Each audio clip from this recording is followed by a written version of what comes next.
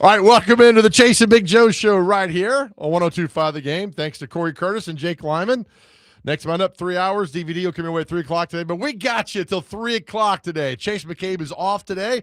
Well, I say he's off. He's another LinkedIn cloud storage meeting. It's crazy, Would man. you consider this assignment? No, he's so in demand for cloud, for LinkedIn, because Chase is a LinkedIn expert. If you didn't know this, the guy is a networking expert. And so he's doing another LinkedIn talk today. It's about cloud storage and architecture and putting things in the cloud. I mean, it's really, really interesting. And he's become one of the leading voices and faces for LinkedIn. I was told this is a level 4 class. So it's not level 1, 2, or 3. No. Level 4. This is a class where very few McGavick people would attain.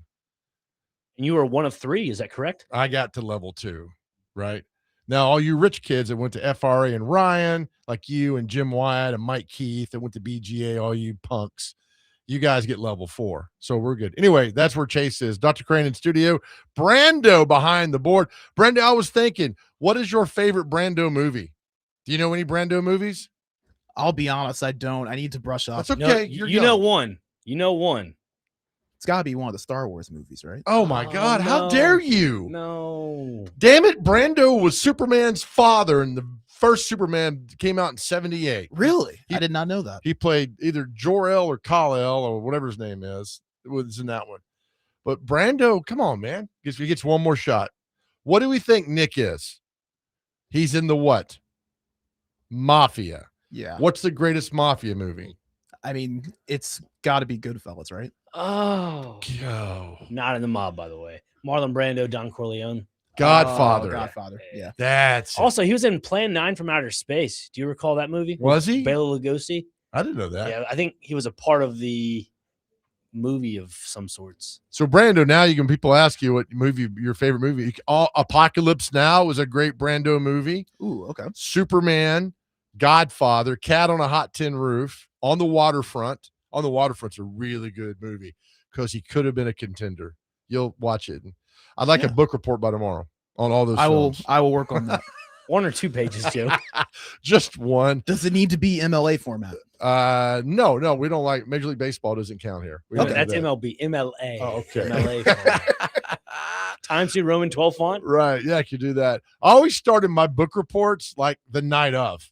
You had 6 weeks. I always did it. I did a paper in college on civil disobedience that I had literally 8 weeks to do. I did it the night of, turned it in. Miss Lassiter at Sanford, God bless you, gave me an A and said, this is extremely thought-provoking. And I was like, as long as you don't add plagiarism to that, I'm good. Plagiarism. Plagiarism. What's the word? Plagiarizing. Plagiarism. That's what I said, right? You said plagiarizing. Plagiarism. Plagiarism. There you go. Yeah, as long as you don't add that to the lines of things, we're good. And she did.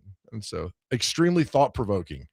Never heard that before in my life, and I haven't heard it since. I would take that as a compliment. It was I got an A on it. Yeah. And I started it like at 11, and it was due at 9 of them. I'll never forget. She was a wonderful, wonderful woman, great teacher, and actually inspired me and says, if you actually studied and you got serious, you would be a great writer. And I'm like, nah, whatever, huh? And then she was right.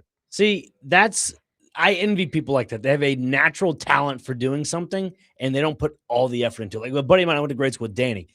For the entire time of his life, he was very, very, very good at playing piano. Yeah. Didn't want to pursue it at all. Now he's pursued it at a professional level. Oh, so he's a pianist? Yeah, pianist. No, he's a pianist, right? I thought it was a pianist, right? I think what's one of those. But you know what I'm saying, unless you're a weirdo. Yeah. Pianist. Pianist. Okay. Yeah. So Danny was told early on he's a good. Yeah. I mean, he was fantastic. He was gifted. He could hear something and play it. I'm like, dude, that's incredible. That's how you get girls. And it did. Sit down and play a piano like in a hotel lobby. I've seen it happen millions of times of guys just get a piano and play it. It's like, oh my goodness. He posted something the other day online, and I was going to comment. I probably shouldn't have. I didn't, though. It was more of like, this is why I keep getting to voicemail. That makes sense. Oh, nice. Yeah. He's a cool dude. Oh. He's a former paisano. Oh, okay. Yeah. So you just admitted it. That's cool. Mafia member. It's just a friend. Brando marked this at 12:07. Dr. Crane admits that he's He's one of them. No, did not. Please mark it down.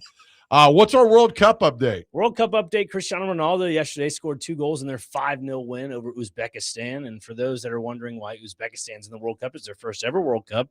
Their head coach is World Cup winner for Team Italy in 2006, Fabio Cannavaro, and not a great turnout for them. They are probably eliminated at this point. But they made the cup. They did. You don't like just get handed to come to America and they had to win games, right, to get there? Yeah. Yeah, you had to win your qualification for it. So, yeah, all right, good for them. Who did the USA beat for qualifier for the World Cup? A lot of teams. I'd have to go back and look. Oh, okay. But, yeah, it's just in the CONCACAF area. But, no, they take on Turkey tomorrow, Thursday, 9 p.m. 9 p.m. And people are like, oh, what? I'm here. It's in Los Angeles. Yeah. 7 o'clock start out there. Yeah. I mean, and you'll stay up anyway. People sit and watch that, right? I have heard more glowing things about the group stage matches than I've heard about sports in general this entire summer because there's nothing else going on. Right. And it's the fact that, oh my goodness, we have soccer games throughout the day. This is fantastic. The only people that are complaining about it are the people in Europe because they're 7 hours, 6 hours ahead. So listen, we beat Europe twice. Exactly. Don't make us go a third because we will. Did you see that little the black magic juju stuff with Harry Kane? Did you see all that? Who's Harry Kane? He is the striker for England yesterday. Oh, no, they what tied happened? 0-0 with Ghana. Supposedly there was this like witch or wizard, I don't know. He put a spell on Harry Kane not to score, and he missed. Joe, you have to go back and look at the highlights. No way. He missed an absolute cookie cutter shot on goal that would have put them up 1-0 late in the game. I mean, it looked like he put a PAT through the uprights in the NFL. It just went skyrocketing. I don't know how he missed it. I really don't. And how did you learn about the black magic? It started coming up on Twitter. People started tweeting about it, and this guy put out a video saying, my curse is now over with Harry Kane. He will score the next game, whatever. So this is kind of cool. I'm kind of following it. Why did he give Harry Kane the curse? The guy that's the black magic guy is a part of Ghanaian descent. He's from Ghana, I believe. Okay. So he wants his country to do good. So he picked Harry. Is Harry Kane the best English player? He's the number 9, excuse me, that scores all the goals for them. Yeah. Wow. So. Wow. Did he put one on us? No. Did you check? No. Here's the thing. I don't believe in that nonsense. Neither do I. I believe in God. Not Same that. Here. Right. One God. Yeah, right, above, man. Father Almighty. Different denominations. But that's still kind of funny. Maker of heaven and earth. There we go, right, man. Keep going. 3-hour Billy Graham show. We got this. We're not. No, it's okay. What was I would always flip on cable, and there was a sister who would she was on like 24 hours on the Catholic channel. Who was that? I never watched that channel. Did you not? No, I don't think I had that on cable. She was there on. She was on more than EWTN. I think it was. Never. She was on TV more than Regis. Really? She was on there. I was a big Regis and Kelly fan back in the day. By the way, Kelly and Mark, whatever that is now. Yeah. That was one of the worst shows until followed by Jenna and Chanel. Yeah. Which is just brutal, which comes on opposite The View, which is brutal. I mean, it's just from like 9 to 11. That's why I watch local on too, man. That's why I listen to Next Man Up as well. I find Mick Barris and watch his show on Channel 5. Yeah. The sister on it's EWTN. She was on there all the time. Yeah, I'm looking right now. You're Catholic and didn't watch this channel? It should have been number one. Well, it was never on my television. I didn't think I got that with my cable provider. I don't think I still do. I think it's an antenna channel is what it is. She was on there. Maybe it's what the text line knows because we don't. 615-737. Ooh, Mother Angelica. That's who it is. Yeah. Okay. Yeah. Yeah. Is she still with us? Let's see. In 1981. Oh, Lord. Probably well, not. I'm just saying in 1981, this is when it all started. Okay. Let's see. Born in 1923.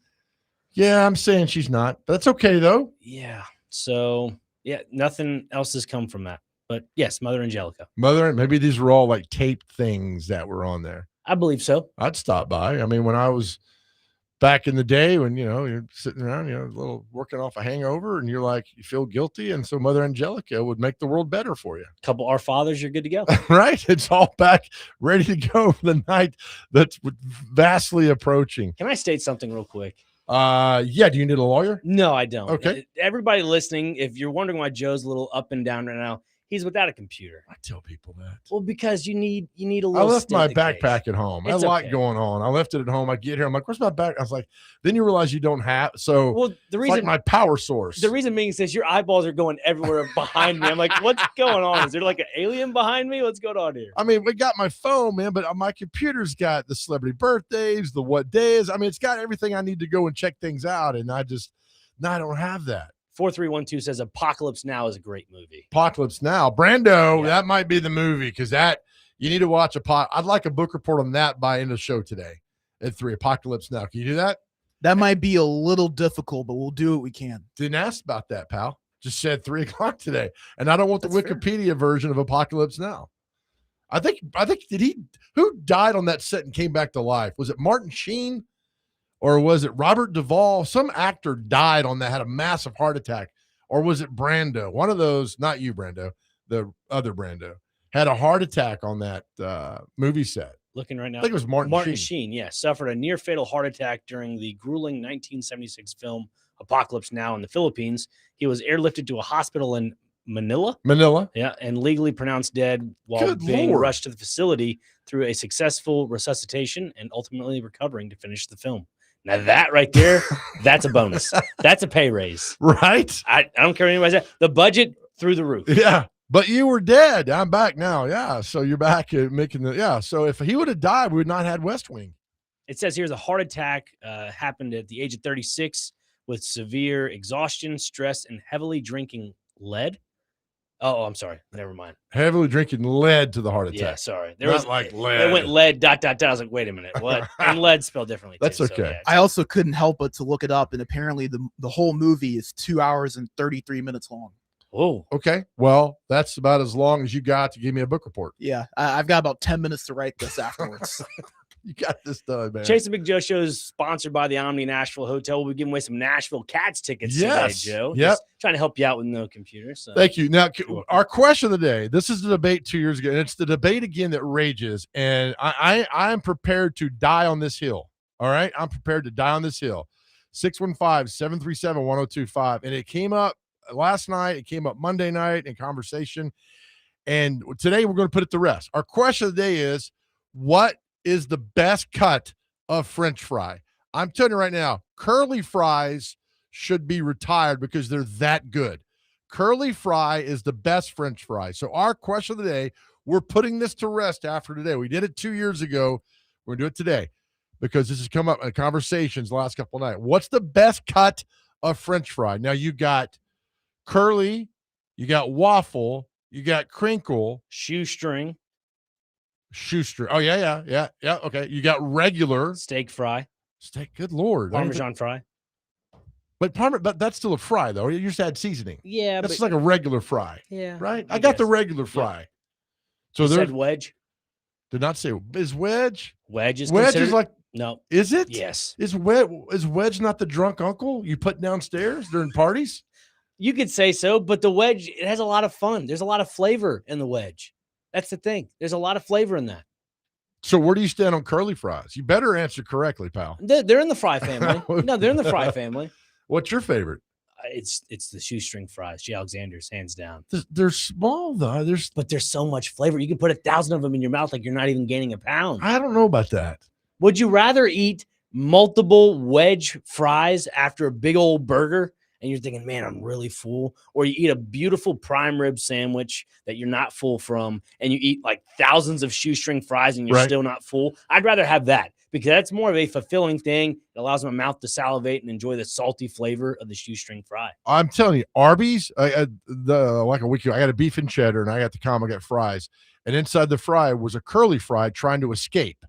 And I'm like, hey, buddy, not today, right? So I'm thinking, was at the wrong party. Yeah. And I was like, this is so good. The curly fry is so good compared to the regular fry. Regular fry is like a Chevy Nova.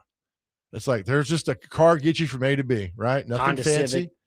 Civic. Civic's a little bit better. Chevy Nova back in the day. Just get you not a souped up one, just a two-door. So get you generic cut fry is like a suit and tie businessman going to work.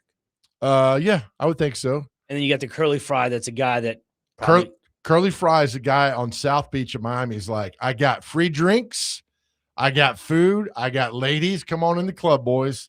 That's the curly. Take a dip in the pool. That's the curly fry, man. That's right. So we're going to hear from you. The best fry. We're going to look. It's June, man. Right? There's some things going on here. There. We'll have some fun with it.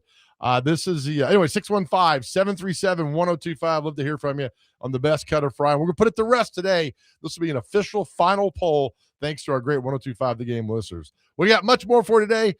right here on the Chase and Big Joe Show, 102.5 The Game.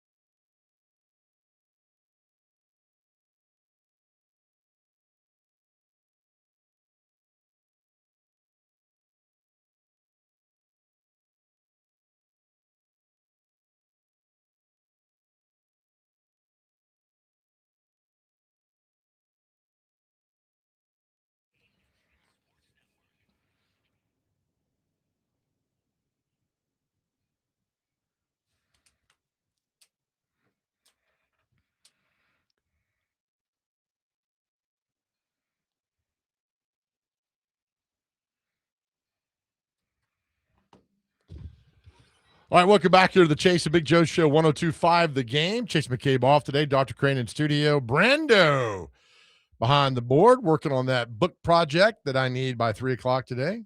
So well done, Brando. I hate talking over the song. You know why? Because I'm on the run. No time to sleep. All right, so our question today is, what's the best cut of French fry? I'm going to die on the curly fry hill, and I'm going to do that. I'm taking a lot of you with me too when we do this. So Dr. Crane is what is it? Shoestring fry. Yes. Brando, we didn't say yours. What's your favorite cut of fry? I'm a classic guy. Give me the straight fries. There's nothing like a nice, hot, crispy straight fry with the perfect amount of salt on it. So Brando's the guy that 8 to 5, right? He Gets is. in, gets a company man. Brando's a company man. Yeah. But you know what? Sometimes the company men, they get the job done. They do. More power to That's what them. I'm saying. Those fries get the job done. Now, I do have a question. Yeah. What about the potato tornado? Never heard of that. Never heard of that? No idea. It's basically, it's a giant wooden skewer, and it has No. Now we're getting bougie. No. Hold up. It's a giant wooden skewer that has the potato sliced sideways. So when you open it up, it's like accordion style. And it's a fry. You just deep fry. I've never heard of that in my life, and I don't know anybody who's ever eaten Is that. this like a French fry version of like the bloomin' onion or something? Basically, so yeah. Where do you order that? You can get them in places. The county fair. Never once heard of that. Really? If I show you a picture, you would know what I'm talking That doesn't about. count. I can show you a picture of Soylent Green. I'm not eating it. What about cottage fries? What is it? What's that? Cottage fries, they look like waffle fries, but they don't have the holes in them. See, again, we have our 5 that we put out there, and that's it. What about sweet potato fries? That's allowed. I feel like that opens up a whole nother realm of French fry Just conversation. French fry. Why do we make this? That's the problem. No, but look, if you open up the sweet potato fry realm of this, you could open up the cheese fries, but sweet potato version. You open up the the bowling alley French fry. That's always a go-to move. Those are delicious. Isn't that straight or crinkle cut? Doesn't bowling alleys are crinkle? Yeah. They're See, curly now you're fries. just- No, you're no, making- no. Why I'm not be throwing in chili cheese fries at that point? Right, We're just throwing right. everything in. Well, it's like you're driving through Belle Meade trying to be cool. You're not Belle Meade. What about right? tater tots? No, tater tots don't count. Tater tots look like minions, Well, they come from and they need to be on the other side of the aisle. They're not part of this game. They come today. from the potato. That's okay. They're not doing that. Are they fries though? They're not fries. No. Yeah. They're I little- don't think they are. I think they're neglectedly cut French fries. That's a way to put it. They're like little miniature buoys, and we're not eating that. They're buoys in your plate. They're not. We're not having part of that. So Just the basically, French fry. what you're telling me is you have a cheese boat, is what you're telling me, and then you have the tater tots that are just little buoys in the cheese. Could be. That's now you should market that. That would work. 615-737-1025. Please, someone save me from Mr. Wannabe Belle Meade over here. I'm not. I'm just reading off some ideas. You're not that guy, pal. You know what? Let's go to the text line. The Wilson County please Hyundai do. text line, 615-737-1025. Call and text. We'd love to hear from you. On the text line, 2758 says crinkle fries. Okay. I'll accept that. That's So fine. on a scale of 1 to 10, where do you rank the crinkle fries? 7. They're 7. not bad. Yeah. So it's a respectable 7. My mom made great crinkle fries because you'd Ooh. pour them in the pan and put them in the oven.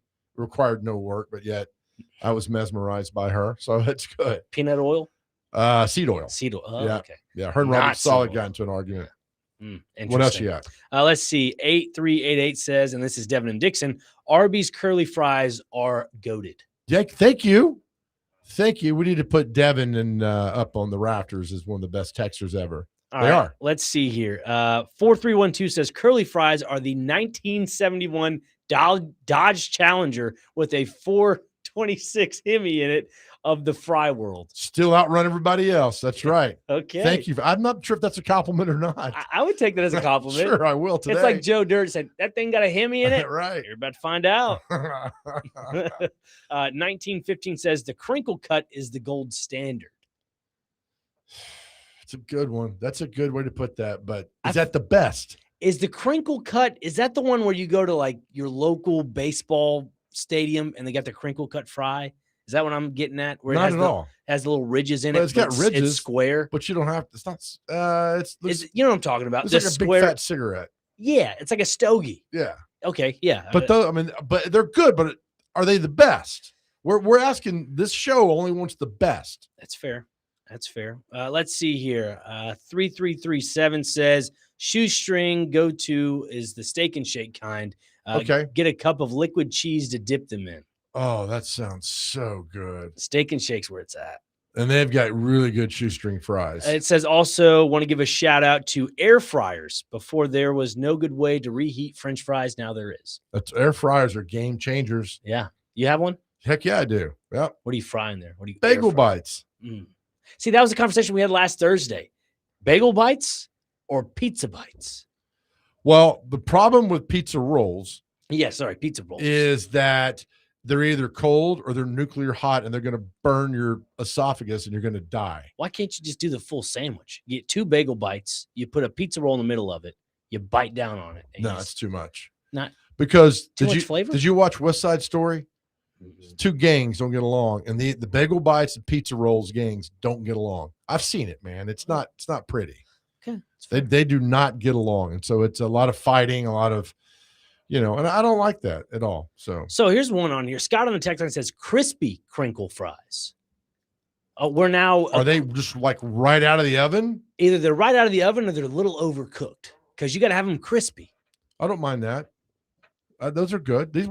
Crinkle fries is taking the lead today, and I'm not happy about this. Okay. The only smart texture we got is Devin and Dixon. Let's see. 0989 says good steak fries, especially when they leave some potato skin on them. It's not a bad one. That's pretty good. Just a little bit of extra salt and pepper. But on what top. classifies as a steak fry? Is it a regular fry? Just a little steak on there with that? No, I'm not sure. Steak fry, isn't it like the fat wedge? Yeah. It's the wedge, but the skinnier What's version. the one that looks like a catcher's mitt? That's the wedge. That's the wedge? Yeah, Okay. but the Ozempic one is like the French fry / like steak wedge. Okay. Yeah. All right. No, I need more. I need more curly on this. It's like when you go to the family reunion and you see somebody that's like 50 pounds lighter. That's the one we're talking about. Oh, okay. Yeah. They're on the Ozempic French fry? It just looks like up front, they look the same, but when they turn to the right or left, they're a different person. Okay. That's what this steak fry is. Oh, all right. Okay, good. Are you upset that nobody cares about your dumb shoestring fries? No, I mean, we have some on here that's saying shoestring. I'm not hearing any. Well, guess what? You don't have a computer. I don't. Yeah, I was going to say phone, but you have a computer. I got a phone, but doesn't. I mean, here we go. You ready for this? Yeah. 5890 says any shoestring fries will do. Okay. There you go. All right. Yeah. All right. I need more curly, though. Let's see here. Dustin in Hopkinsville. Let me pre-read this before I say it. Dustin. Here we go. Either it's original state, the whole potato, baked or loaded, or steak fries, but they have to be done right. Have to have a lightly, slightly. That doesn't make sense. A light brown, crispy, golden on the outside of it. The only waffle fry that could win is the Lord's fry, which is Chick-fil-A. It's pretty good, yeah. But not a curly fry. You have something against waffle fries? Curly, I need people to jump on board how good curly fries are. That's the bottom line. You know what I'm thinking? It'd be a great combo if Chick-fil-A, Cam Ward and Carnell Tate. I thought we weren't going to mention that today, but it is what it is. If Waffle House and Chick-fil-A did a combo meal to add the waffle fry in with Chick-fil-A, that'd be a good collab. Yeah, that's how you kids say it. Collaboration. Yeah, that would be good. Never happened. Never know. What would happen? Let me ask you this. And I would love to see this. If for one day, Waffle House crew and Chick-fil-A crew flip jobs. We might see some Chick-fil-A's going up into flames. Could you see that for one day? If the Hermitage Chick-fil-A and the Hermitage Waffle House flips jobs for one day. Instead of seeing a cage match inside a Waffle House, you're going to see a street brawl on a Chick-fil-A I'm not property. sure people at Chick-fil-A could comprehend this. And I'm not sure. I think people at Waffle House be like, what is happening here? I'm not sure. Could you imagine walking into a Waffle House and everybody saying my pleasure? Oh my gosh. Could you imagine? Or the Chick-fil-A cook hanging outside smoking a cigarette. Y'all have a good day. Or have a good day. You walk into Waffle House, you're going to change a song on the jukebox. No, please allow me. Yeah. And they come out behind the. I need to see this happen. I need to see a Waffle House and a Chick-fil-A crew flip shifts one day, just for one day. I mean, I think Earth would stop rotating. I think it would. It honestly might. It might rotate the opposite way for just a little while. I will do that. We need to work on that. I mean, the text line's blowing up. We'll get probably some more of these later. Okay, on. we'll You do think that. So we'll do that. All right, we'll take another break. Come back. We got a few things we need to talk about. One being we've got somebody join us at 1:30 today because is it going through today, the 5th year? Is that I approved believe today? so. Yeah. No, you believe so. I need to know that's fact.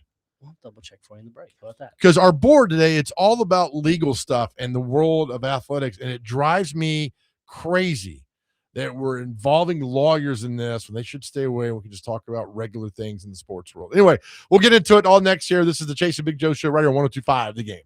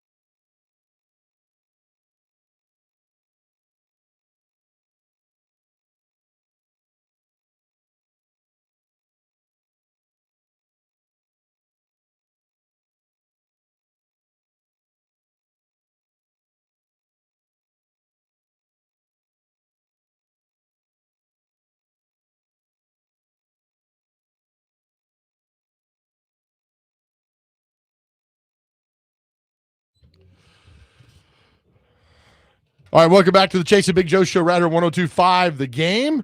Chase McCabe off today, always on assignment. Dr. Crennan studio. Brando behind the board, who's working on a book report for us at 3 o'clock. We're going to read your book report at 2:50 today. I'll have it ready. Brando's book report is, since he's named after Marlon Brando, he has to pick a Brando movie and give us a book report on him. Would you say how many sources? 3, 2? At least. And I need a complete bibliography page to do that. I didn't take an account for that, but we'll make it happen. Do you kids still do bibliography pages? It's been phased out. Has it? Yeah. I don't know, Brandon, was it phased out for you in college? Yeah, I would say it was pretty much phased out when I was in school by that point. I read somewhere that teachers now have if you submit your book report to us, we can run it through an AI filter to see if this was written by AI. Yeah, turn it in. That's what it's called. Turn it in. Is it that? So that's real. Yeah, it's a real thing. Okay. There was a lot of that. There was a lot, especially in college when like ChatGPT kind of came around, right, and everyone was just running their papers through that pretty much. Yeah, so, when somebody not me, because you're Brando. When somebody tells me they've written something by AI, I'm like, I'm not reading this. Well, I said, because you did not create this. Well, I put the words in, so you did not write this. You are lazy. If you use AI, you are lazy, and I will judge you. You're lazy, hands down. Right. Well, I read it. I had to write it down and get it submitted in 10 minutes. I used AI. No, then you should have bargained your time better. You know what I think was used with AI? That right there, the 5x5. Explain the 5x5. Thank you. College football or college athletics as a whole has adopted this new structure of 5 years to play 5 seasons in college athletics. Terrible. To me, this makes no sense because we've brought this up multiple times before. What about those kids that go on mission trips or they have a religious exemption and they don't start their clock until what? They're 27 years old and they're a freshman. I mean, they're like 21, but sure, yes. Whatever. BYU does it. Yeah.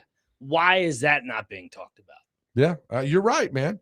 So BYU, if I was told you redshirt your first year, you're going on a mission trip for 2 years, which is very valuable. I understand all that, but then you come back and you got 4 years to play. So you're basically 7 years in college if you put it together. And so that's why BYU, some of the guys are really, really mature and big. I mean, they did win a national championship in '84, but I'm just telling you, that is something. So now you got 5 for 5. So, if you're in your 5th year and you said the same, I don't, not the same school, but you're playing your 5th year and you're not any pro value, that if I'm a head coach, I don't want you on my team. I'm going to get the freshman to play. Right. I don't need you. Well, I understand that the mission thing, the military thing, that's all an exemption. That's all going to stick around with the 5x5. Like I'm reading here with Chris Vanini. He says here for college athletics. Chris Vanini. Yeah, he's I guess a paisan. He is. Yeah.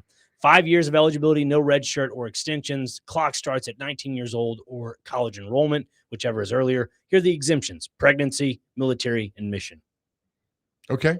So those 3 are the exemptions, which is fine. But if we're going to start the clock as someone that's enrolled at 19 years old, and then you get the exemption of military or mission trips or whatever that is, like that's going to play a factor into this. That's where the gray area comes into play. Even though they say it's an exemption, I still think it'll be a problem. Aren't most kids 18? That's what I thought. I mean, I know there's a few that are 19, and I was 17 when I went to college to play ball. I mean, so there's some 17-year-olds there too. Because they have the early enrollees from high school. So I don't know how this figures in. And we had this yesterday with the 5th year. What do you call that guy? Freshman, sophomore, junior, senior? Super senior? Graduate. You don't have to be a graduate. Oh, yeah, I guess that's true. I don't know. I mean, right? You almost have to call them that. Because now it's what? If you're a graduate, if you play 4 years, if you're a graduate at that school, you get another year to play at another school, right? Right. Go somewhere. So if you're not, being a graduate doesn't matter. And they care so much about student athletes, which is nonsense. But that term is just whatever. Follow me on this, Joe. If there's not a follower, I'm a leader. Well, follow me with this idea. Okay. Let me clarify. Sure.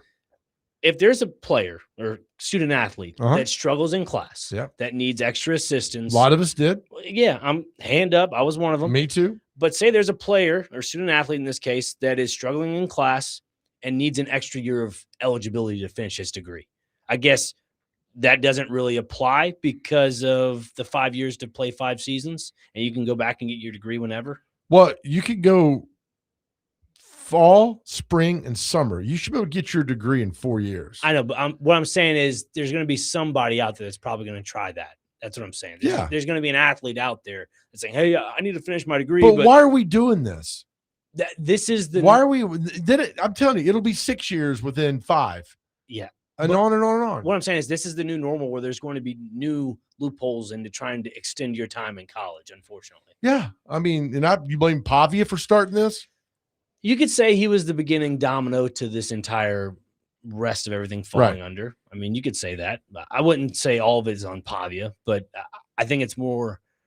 Well, until Pavia, nobody ever thought about, I'm sure there's been cases, but at least not that open about, hey, I'm going to sue the JUCO for taking my eligibility away. And I understand it, but somebody said, well, everybody should go to JUCO. Well, can you imagine JUCOs would be overrun with people, overrun with them. Oh, I was having the conversation with a family friend of mine on Saturday about Major League Baseball and how they're getting rid of the high schoolers to go into the draft. It's going to surplus so many players and athletes to go from high school to junior college because nobody really wants their clock to begin in college. Yeah, that's correct. Yeah, it's exactly right. So you go there and get it done and then kind of weave your way through everything. But I mean, when does it stop? It won't. 4 years was good. I need to know what you're going to call the 5th year person. 5th year person? Well, that's kind of degrading. You're a 5th year person. I mean, I just don't think that works out fine.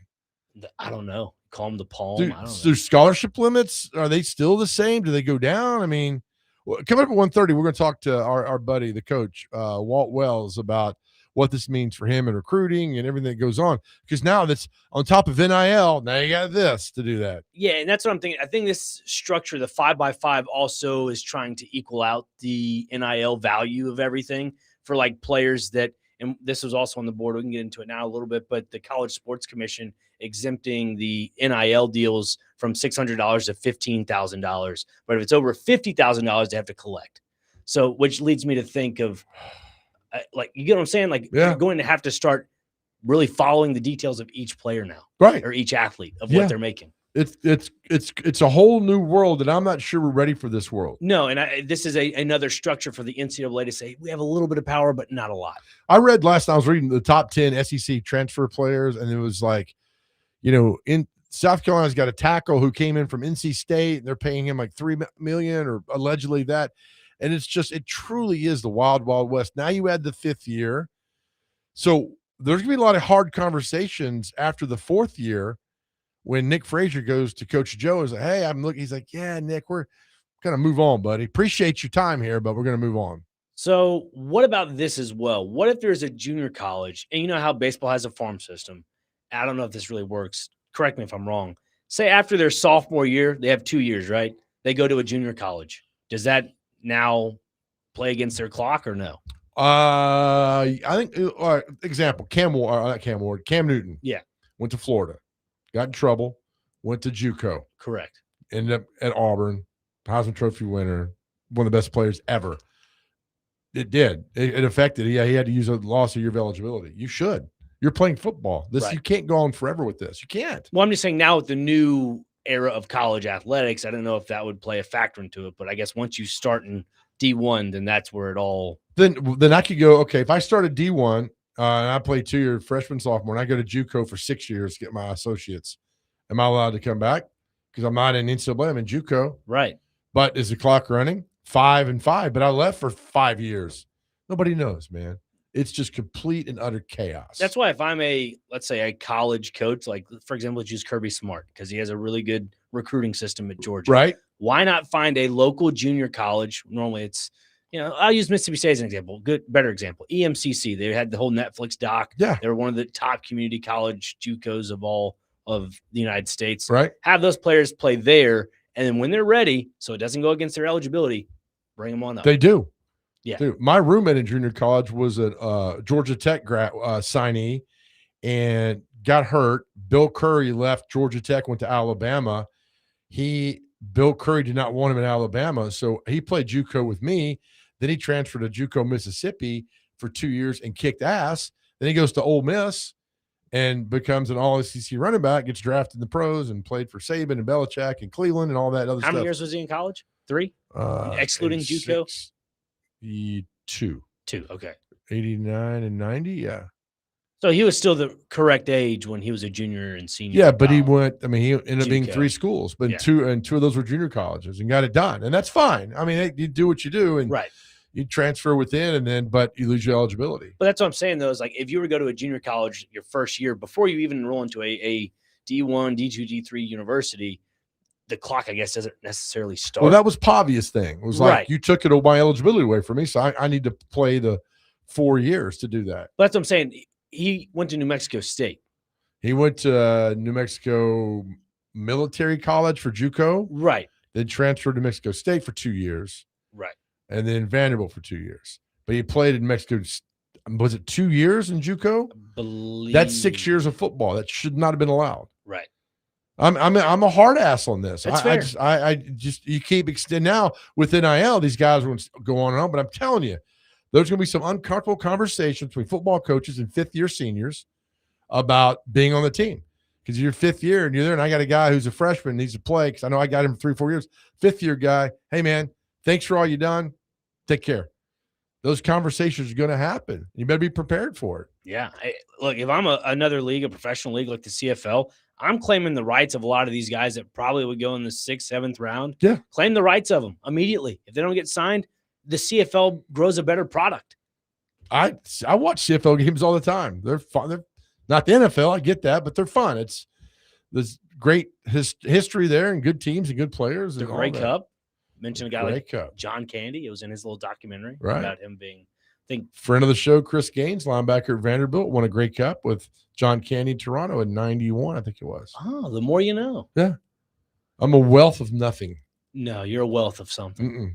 You got to stop trying to be a Bell Mead guy. I'm not. You tried earlier. Well, I'm not a Bell Mead guy. With your fancy French fries. I'm not a Bell Mead guy. You're trying. No, I'm not. I need the guy on this side of town. I don't need you over Yeah, there. you got that guy. I'm Okay. right here. All right. I can just see you riding through Bell Mead Am I in a old? convertible and No. a seersucker just laughing. Joe, do you see the car that I drive to work? I'm picturing this, and I know what you drive. I have a busted up old car that I will not name because I don't want people finding me. But I have a. I think they'll find you. No, it's not. I don't have people watching me. I'm just saying. You drive a Lexus. It's not a Lexus, Joe. We've been through this. Oh, it's not? It's a Yoda. Yeah.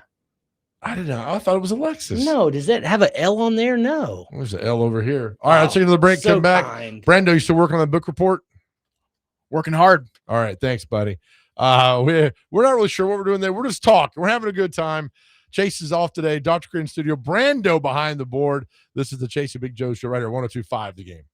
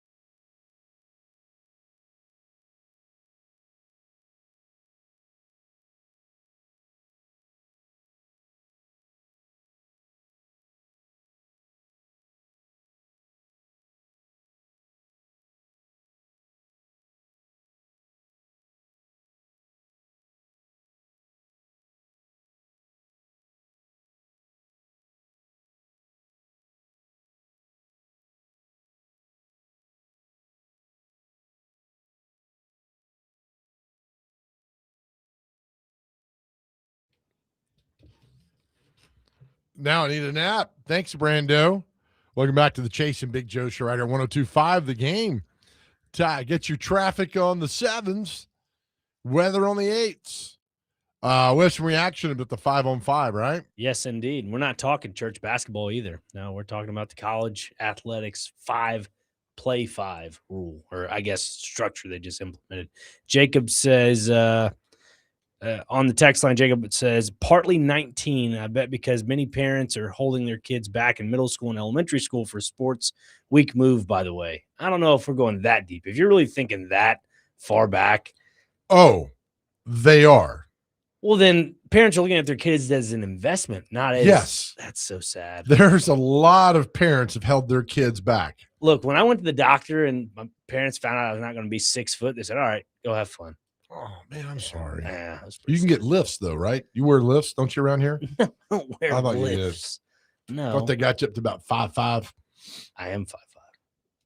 Don't tell people that. Keep going. Maybe a little taller. All right, continuing. Ben says on the text line, it's fifth year as a super senior. Trying to figure out what you would call a fifth year. Yeah, but there's nothing super about hanging around for a fifth year. It's like that neglected uncle that hangs out at the frat parties. It is. That's what right? it is. Yeah. Let's see. A fifth year senior. This is 2513. Fifth year senior, just like they used to. So that's what was said. I guess so. That's very generic and very true and very accurate. Why not? Yep. Let's see here. Jeremy in Clarksville says, don't we already have a term for fifth year players, fifth year seniors, and graduate players? Isn't it? Is that not a new thing? I mean, we get redshirted, then you're like, hey, he's a fifth year senior because you were redshirted. It's just complete chaos to me. And we have someone weighing in from Bellevue, by the way. Mitch, he's weighed in on our question of the day. He says, shoestring fries, hands down, has to be just a little overdone with an extra crispy ends. So what's his name? Mitch. Oh, you called him Mitchie. No, I did not. I think we can run the tape back. You Let's know run this it guy. back. No, I don't. You called him Mitchie. No, I did not. It is not my part of town. I am not from the Bellevue area. And you smiled. You're like, Mitchie says. Nah. You're the guy that I did not say Mitchie. Mitchie. No, I did not. I want Wingy. And that's how excited you were for that. Is that your best Chris Farley? Gotcha, impression? busted, Mitchie. Gotcha. I don't know the guy. Our question today is, what's the best cut of French fries? 615-737-1025. Have weighed in on that. As we keep going on to the what's happened with college football. I just hate when we don't talk on the field stuff. Yeah. So we'll have Walt Wells at 1:30. We'll clean this up from a head coaching perspective. And where's he coaching, Joe? Eastern Kentucky University. Okay. And how long has he been there? This will be his 7th year. And he's also a very proud McGavick High School graduate. McGavick produces nothing but winners. Oh, really? Yeah. So Joe Dubin, Walt Wells, can't claim the Rock. Don't you dare. Why can't I? Don't claim Did the Rock not go to McGavick? He did. Did not graduate from Does it matter? He went there for 6 weeks. We claim him. Okay. How do you know it's 6 weeks and not 5? I know things. Oh, okay. All right. Take a break. Come back. 2 more hours of this here, whatever this is. We're just going to make you smile. Hell yeah, it's fun. Right here. This is the Chase and Big Joe Show. 102.5 The Game.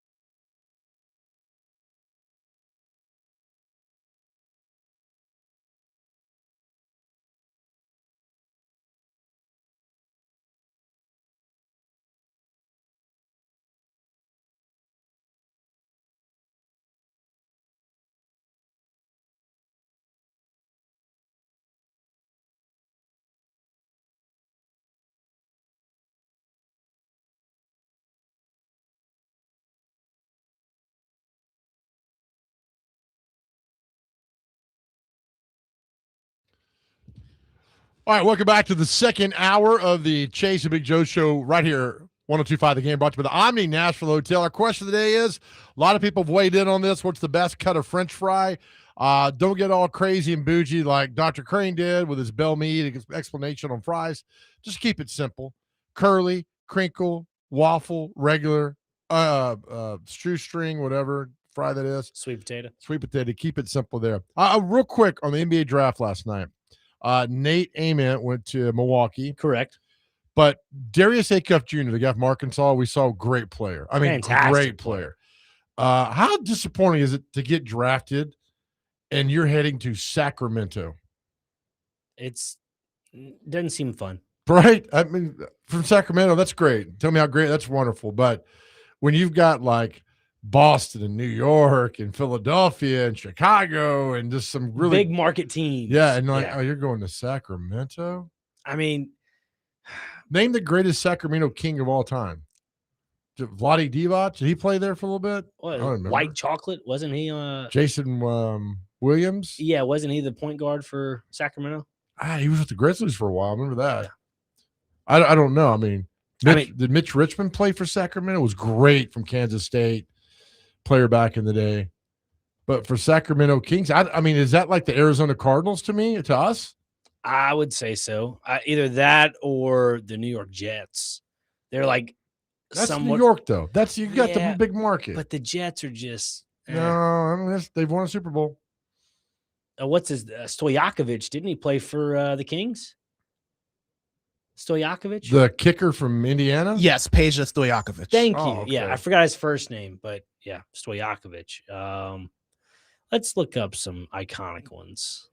Maybe not. But looking at their current roster right now, the computer's being slow for me today. Looking at their current roster, they got DeAndre Hunter, DeMar DeRozan. That means you could rattle off the top salespeople at AAA Auto. That's the same. I think I saw Matt Saggio on this roster. That's top seller. Saggio's not going to be on that one. By the way, Sacramento was actually the Rochester Seagrams, the Rochester Eber Seagrams, the Rochester Pros, the Rochester Royals, the Cincinnati Royals, the Kansas City Omaha Kings, the Kansas City Kings, and in 1985 they moved to Sacramento to become Sacramento Kings. I did not know that. Is that how Seagram 7 was made? That is Seagrams 2.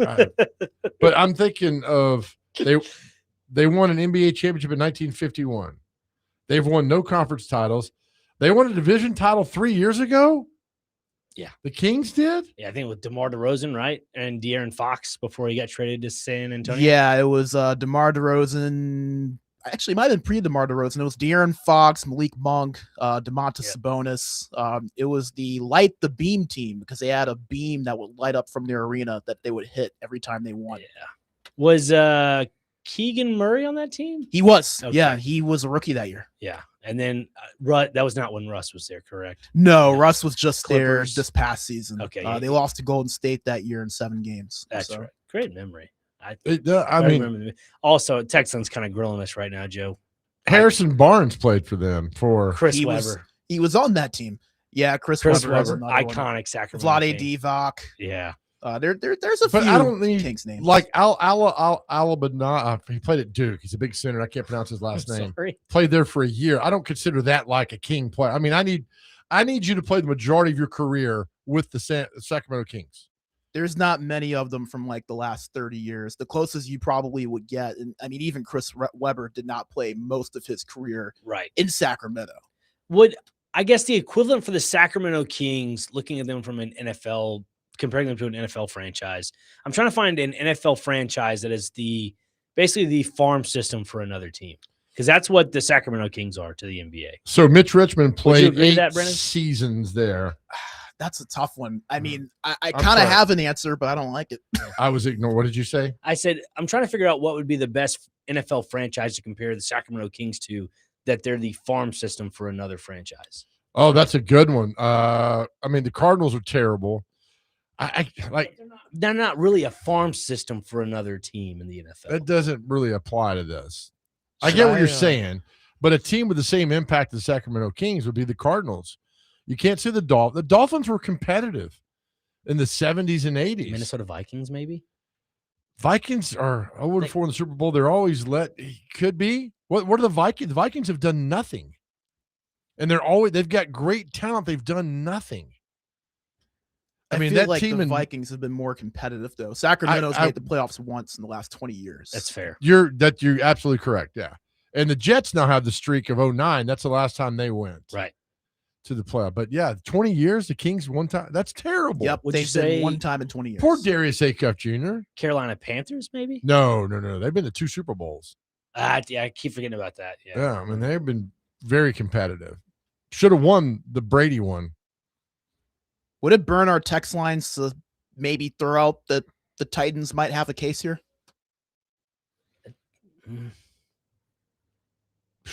God, that's man. Basically saying Kings and Titans are the same thing in a roundabout way. Is that what I'm getting at here? I mean, if we're talking teams that are basically farm systems for other teams. Well, I think that's too. It's hard to apply the farm system to the NFL. Well, but the text line's weighing in, and Nevada Josh says the Kings are the Titans. The Titans are basically the farm system for the Ravens. Another text line person 4269 says the Titans are the Ravens farm system. So here it starts coming to unfold a little bit. Our guy Derek Mason, McNair, Samari Roll, Derrick Henry. I think I'm leaving somebody else off too. Yeah. Brent Urban played here and played nice at the Ravens. Big defensive end that was massive. There might be one more there, but I mean the Titans have been 3 AFC championship games. Yeah, and won one of those. And DeAndre Hopkins, Draymond Jones, most recently. Oh my gosh. Yeah, that's some good ones there. Chidobe Awuzie, Jadeveon Clowney, Jahad Ward. Good Lord. Morgan Cox. No, I don't think so. I mean, the Titans took Morgan Cox and came over here. A little opposite ways then. Yeah, that's okay. But I mean, that's a good one. So, man, Sacramento is just, I didn't realize how awful they were. I mean, I wouldn't want to live there, and I would certainly when I want to play sports there, and it should be the big game. I mean, you're the big dog it's a capital of California, but the equivalent NFL, the Titans are in the room, right? In the neighborhood, like you got some houses up front. Yeah. They're like, and then some houses in the middle, like these aren't bad. Street appeal. Yeah. They got it all. And then you get to the back of the lot, you're like, oh. I would tell you this, talking to friends around the country, nobody cares about the Titans. Beautiful. Nobody cares. In fact, if it wasn't for all the hoopla of Cam Ward. And the new stadium. And, yeah, a little bit. No, I mean, come on, Super Bowl in 2030. Yeah, that made some national news. Okay, I'll give you that. All right, I'll give you that. So, but 12 wins in 3 seasons? Nothing. That's why, I'm a kind of a closet Miami Dolphins fan. I've always liked them because I love Marino. And do you consider the Dolphins and the Titans on the same level? Because the Dolphins are terrible now. Terrible. Maybe. But does winning a Super Bowl in the 70s help in the 2020s? No, not at all. We got a couple of them. You could say the same thing about the Houston Oilers / Tennessee Titans when they won the AFL championship in 1960. 60, That's right? AFL championship. Again, it's 10 years before the 70s. So like what else would you compare that to? I mean, Cowboys haven't won since 95. Does that matter? A little bit. But they've won 5 of them. That's closer to time though. That's the thing. It's closer to time. But it's 30 years. Yeah. It's crazy. It's wow. Yeah, I mean, like the Raiders' last Super Bowl was 83. That's 43 years ago. They've won 3 of those. Yep. Do you consider the Raiders a dormant franchise? I don't. See, I don't consider the Dolphins that. I don't consider the Raiders a dormant franchise. The Dolphins, I'm on the fence about because they have a few young pieces, but they're still far removed from being a competitor. They are. They haven't done anything since Marino was gone. Yeah, like they have Devon Achane, who is a really good running back. Originally, I thought he was a scat back, but he can run between the tackles. Right. You got Malik Willis. You got paid first starting money. Yeah. I don't understand that. I mean, that goofball Mike McDaniel set that team back 3 or 4 years. Well, it was the game when they played the Denver Broncos. I think it was like week 4 of the rookie season of Devon Achane, and they put up 70 points. Right. I remember That's that. right. And then following that week, they signed 2 to that massive contract. That's right. And I'm like, what are they doing? Why do we never put the Saints in a terrible franchise conversation? Why not? They I won mean, a Super the Bowl with Drew 70s Brees. in it. Well, the Dolphins have won one with Bob Greasy, Yeah, but the Saints were closer to time than that, though. but they've been back. It was what, in the 2000s they won, right? 2009. 2009. Yeah, they beat. 2009. New Orleans beat our favorite son, man, Peyton Manning back here. I had a bad game that day. Man, that's the onside kick with Sean Payton. Some major stones. What about the Falcons? Pull that off. The Falcons. It's a good one, man. And plus, the Falcons have that, forever on them until they win a Super Bowl. Talk about black magic. They were up 28-3. Yeah. I remember watching that game. I was at Channel 4 at the time, and I'm sitting there in the sports office. I'm like, I want a good competitive Super Bowl. And they're like, this is over. 28-3. And then Brady leads them back, and unbelievable. The collapse is on, but that's a great one, Brando. I didn't think about that. Greatest Super Bowl comebacks of all time. The greatest. Yes. Nothing comes close to that. God, Crazy. and I used to like if the Falcons would go back to the red helmet, I'd buy season tickets to the Falcons. The black helmet doesn't do it. The red helmet with the Falcon on it is, it's beautiful. They just got new uniforms too, and they still didn't do it, despite all the Yes! fan outcry. They had all the chances. They did not do that. It was terrible. Just signed Kyle Pitts to that 3-year deal as well. He's the highest paid tight end. And they signed London, right? Yeah, Drake London Yeah. last offseason, I believe. But do you have a quarterback can throw to him? Now they added Tua to the list. 2 left-handed quarterbacks, Michael Penix and Tua. I mean, if Penix is halfway decent, the Falcons are a whole lot better. Whole lot better. I mean, is Pierce is he in litigation? Is he still in trouble? I think there's something going on there. Okay. Still. Yeah. I don't know. I haven't read. So I don't know, but that's a good one. I mean, there's like the haves and have-nots of the NFL. And the Falcons fall there. But they've been, I don't know. It's a good question. Deion in the late 80s and 90s, and then they got to the Super Bowl in 98 with Chandler. I mean, If they had a quarterback on their roster that was comparable to like a serviceable quarterback, I don't know. I don't think Kirk got a fair shake in Atlanta. That's just me. I think if he was a quarterback now, this team would probably flourish a little bit more. Right. But that's just me, though. But they paid him massive amounts of money. It's like, what, $80 million, right? Something like to do that, sit on there. But the Saints, though. So if you look at franchises as a whole, I mean, when do we stop going back? Like, all right, the Kings, 20 years, have they been in the playoffs one time? The Saints, I mean, they were competitive, but do we discard how bad they were in the 70s, 80s? Or do we look? Well, back then they were called the Aints, right? That's right. So that's the original paper bag on your head. Yeah.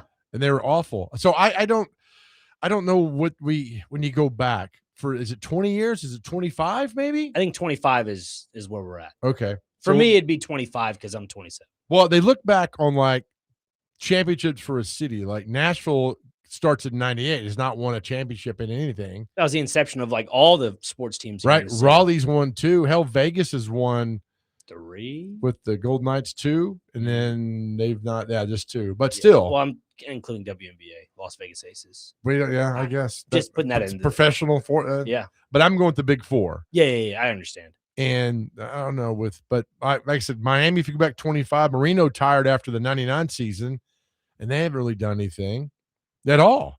The Jets haven't been to the playoffs in 09. The Mark Sanchez era with Rex Ryan.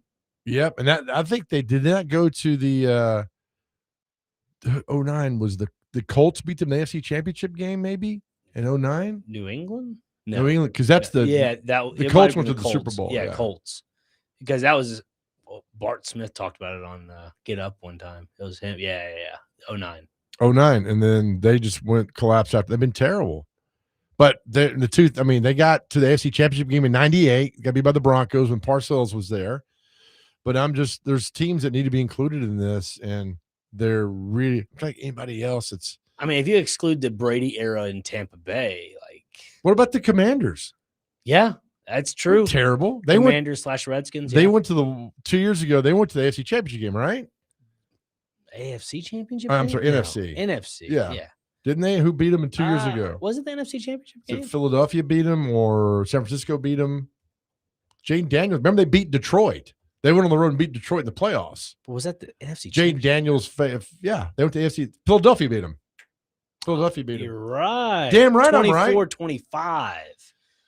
That's right. So 24 season, Jaden Daniels got them the AFC. So all right, so NFC. so the Commanders are good because Yeah. they've had recent success and they're fine. They went to the NFC Championship game for the first time in 30 years. There you go. 30 years. Yeah, they beat the Bucks in the wild card 23-20. The divisional round, they destroyed the Lions 45-31, and then NFC Championship game, they lost 55-23 to the Eagles. Okay, right. So there you go.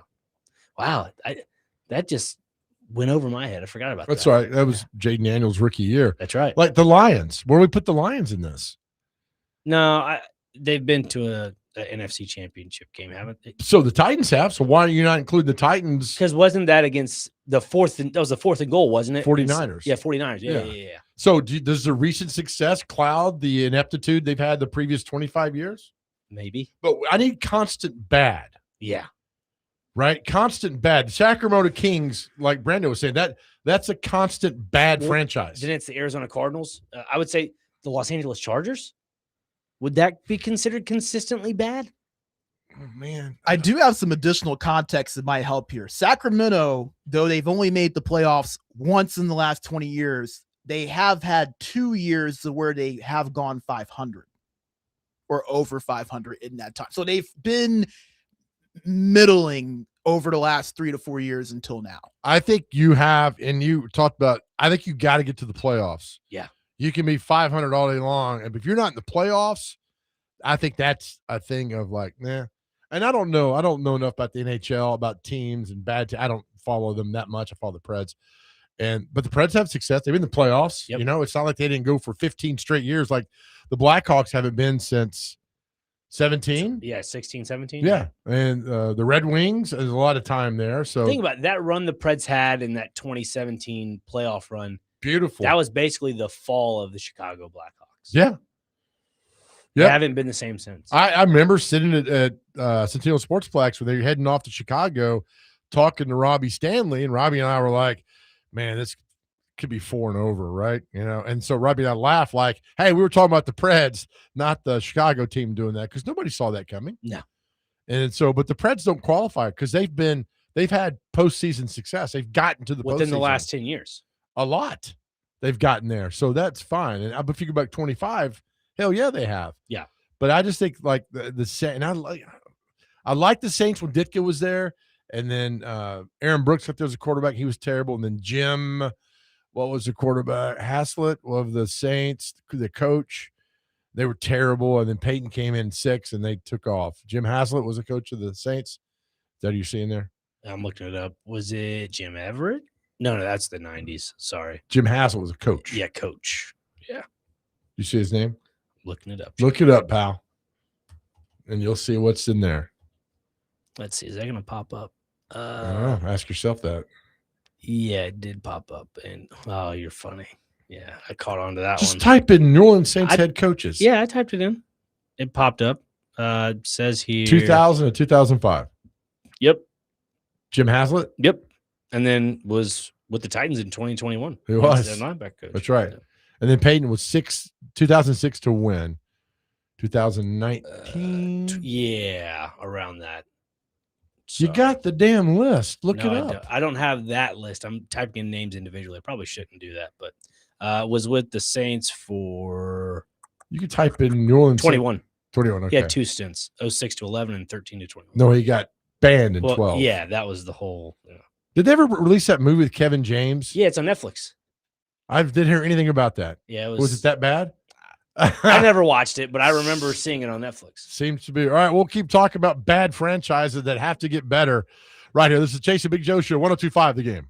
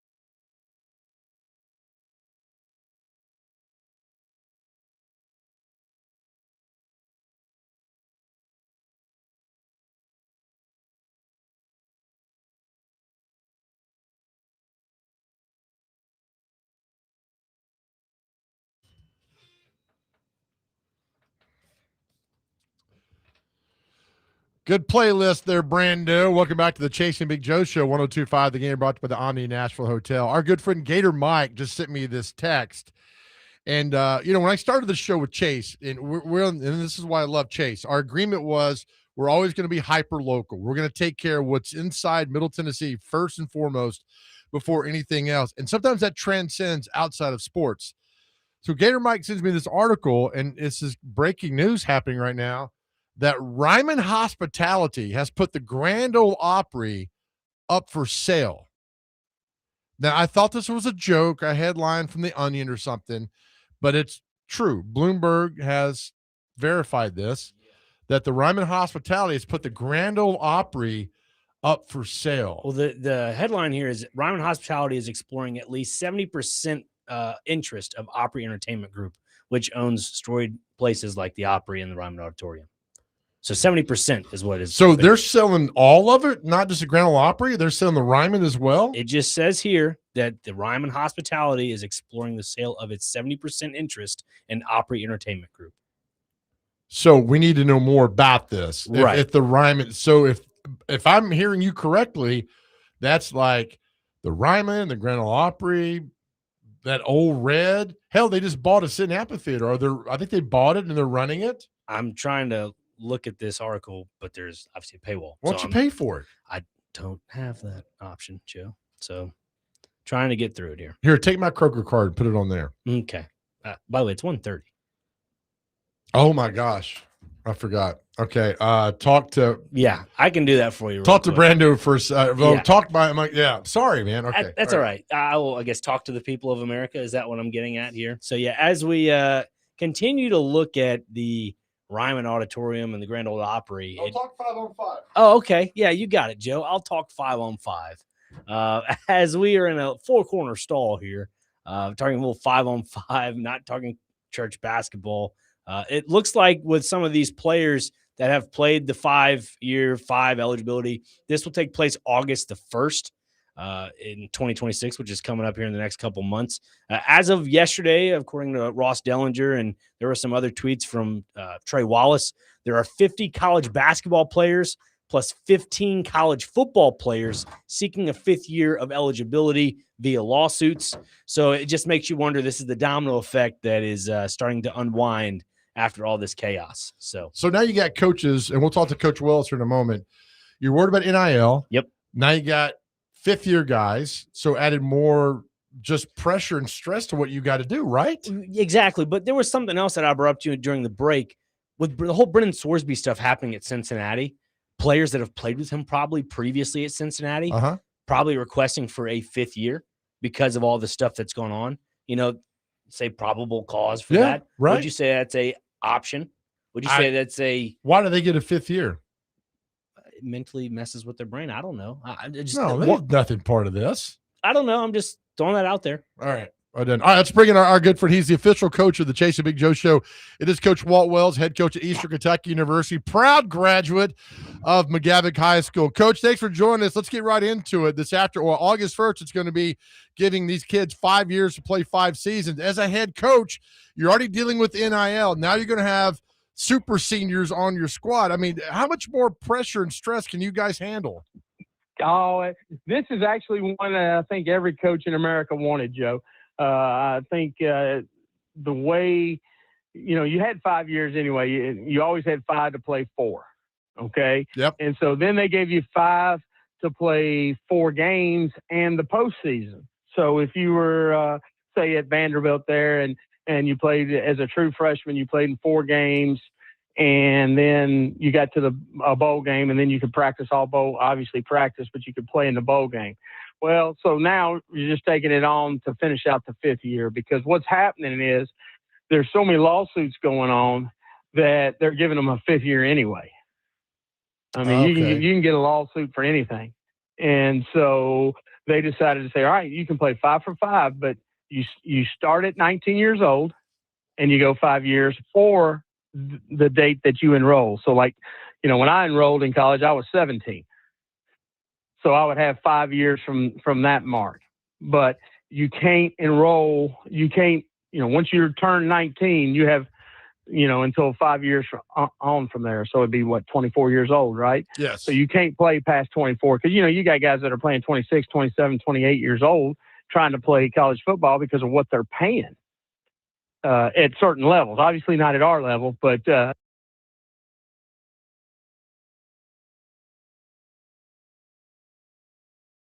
keep playing and make $1 million.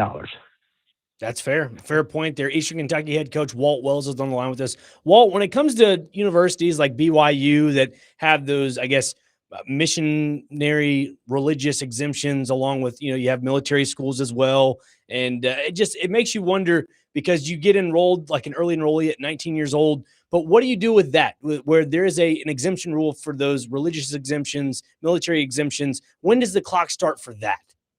Well, it stops when they go on a military, or when they, the military is basically becomes, if there's a war and they have to go to war, then it stops. It just stops completely, and they can come back. So if you remember back during the war, you don't remember, I don't either, but history books, it's all right. Stories about back in World War II where guys, started off going to college and then got drafted and then came back. So they kept that exemption for that. With BYU, with the religious, it's always been there, the Mormon mission. And so if they go on a Mormon mission, then their clock stops, and then they come back and it starts back up as soon as they come off the mission. And they have to have the paperwork and all the stuff to prove that. And then for the other sports other than football, if it's a woman's sport, pregnancy, you can stop for that. So those are the 3 exceptions right now. So what?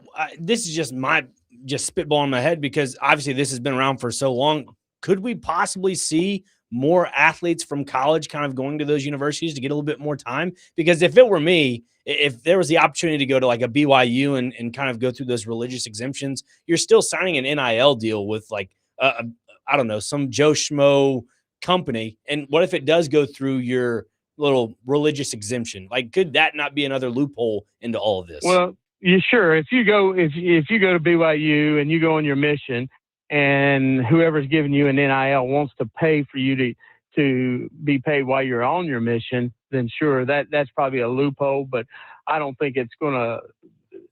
Bottom line, you still got to go do the mission, right? And to me, that's a calling, and that's something you got to. I don't know how they do it. I'm not a Mormon. I'm not any of that. But I know they ride bikes, go around door to door, and they do all these other, you got to want to go do that. And so I think that's where I don't think it'll get flooded to BYU with people because of their Mormon standards of, what does it take? And BYU is just an example. I know there's others, but of what Sure. It takes to get into school and all the things that you have to do. The biggest thing that comes out of it is the current seniors who's in their last year of eligibility the university can, and this is I think it's a smart thing, at least in my initial conversations I'm having with our university, is they have to decide, are they going to go in as a 5-for-5? The kids do this year, anybody that's playing, or do they go in as a, I want to use a medical red shirt, because like I have a quarterback that's going into his 5th year, and he tore his Achilles, and so he wants to try to get a 6th year, and so he'll have to get a medical waiver to get that 6th year. So he'll have to go in under the old rules. Whereas I have a tailback that's going into his 4th year of playing, and now he's going to get a 5th year out of it. So go ahead. So now I look at him, and for recruiting purposes, I look at him as there's he's got 2 years left instead of just 1. Okay. Again, there's a lot of things that you're having to deal with that aren't on the field. Oh, yeah. Right? Right. And it's all late, it's July, or it's almost July. Great timing, right? Yeah. For the kids you're trying to recruit. And like, I was thinking I might have to replace him now, if he wants to stay. And then, I still got to think that way. Yeah. But because he could leave, but he also, now he's a smart kid, a good football player, will probably want to get his master's. Yeah. So what do you tell somebody, like, I'm going to come in and I'm a freshman, and there's a guy in his 4th year, and I don't like backing him up for 2, and I know he's going to stay there for a 5th year. I mean, do you have to? That's a fine line again of like, all right, do I want to keep this young guy around, but I really like the guy that's going to his 4th and 5th year? I mean, but you're dealing with that now, aren't you, with players like who want to transfer? You have to make a decision, on who you want to keep. Who do you want to keep? Do you want the young, hungry guy, or do you want the old veteran that's been around, understand how everything works, and you don't know, how hungry he is sometimes. So all that goes into play. I mean, you really have to have a hold on your team and who they are and what type of people they are and what they really want. And of course, they can they can't leave until January. Right. But, they've got that 10-day window and they could leave you, and then you got to scramble and try to figure it out. So you've got to drag people along, and I mean, it is what it is. It's just how the game's played right now. I was telling our coaches today, we had our final staff meeting before vacation, and we kind of went back to the old school way and did our OTAs in June, and then now we're going to take 3 weeks off. And now, who's going on vacation for 3 weeks? But you don't have to be responsible for everything. Now, our strength coach does, and all those things. But I'm trying to give my guys some time down with their families and to themselves, and re-energize. So when we come into camp, which now we're into week 0. So we start camp. We report July 28th. Wow, it gets earlier and earlier. So say if you've got a really good left tackle, and Nebraska wants your left tackle in July, they can't come and take your guy, can they? Right? Not unless he's graduated. So if he's graduated and you like him, so they can grab a guy now. I did not know this. There's a way around it, but they're trying to tighten in that rule up with these rules that they can't do that. But there's ways around everything. So if you got a guy who's a graduate and he's really important to your football team, I mean, you got to protect him, right? I mean, how can you protect him that Arizona State's not going to come in or whoever? I mean, I wouldn't be able to sleep if I was you. No, it's hard. I mean, everybody's always after your players. I tell our coaches, it's like, well, we got him for next year. And I'm like, no, we got nobody for next year. You better be recruiting right. A replacement for everybody, because, I mean, that's how it is. You never know what's going to make them want to leave or stay or whatever. I mean, we had a young man that stayed for 6 years because of COVID, and he saw the fruits of the labor. He could have went to an Arizona State. He could have went to these places. He played left tackle, and he stayed and made All-American and got to go to all-star games and ended up, winning a Grey Cup last year as a starting left tackle as a rookie for Saskatchewan.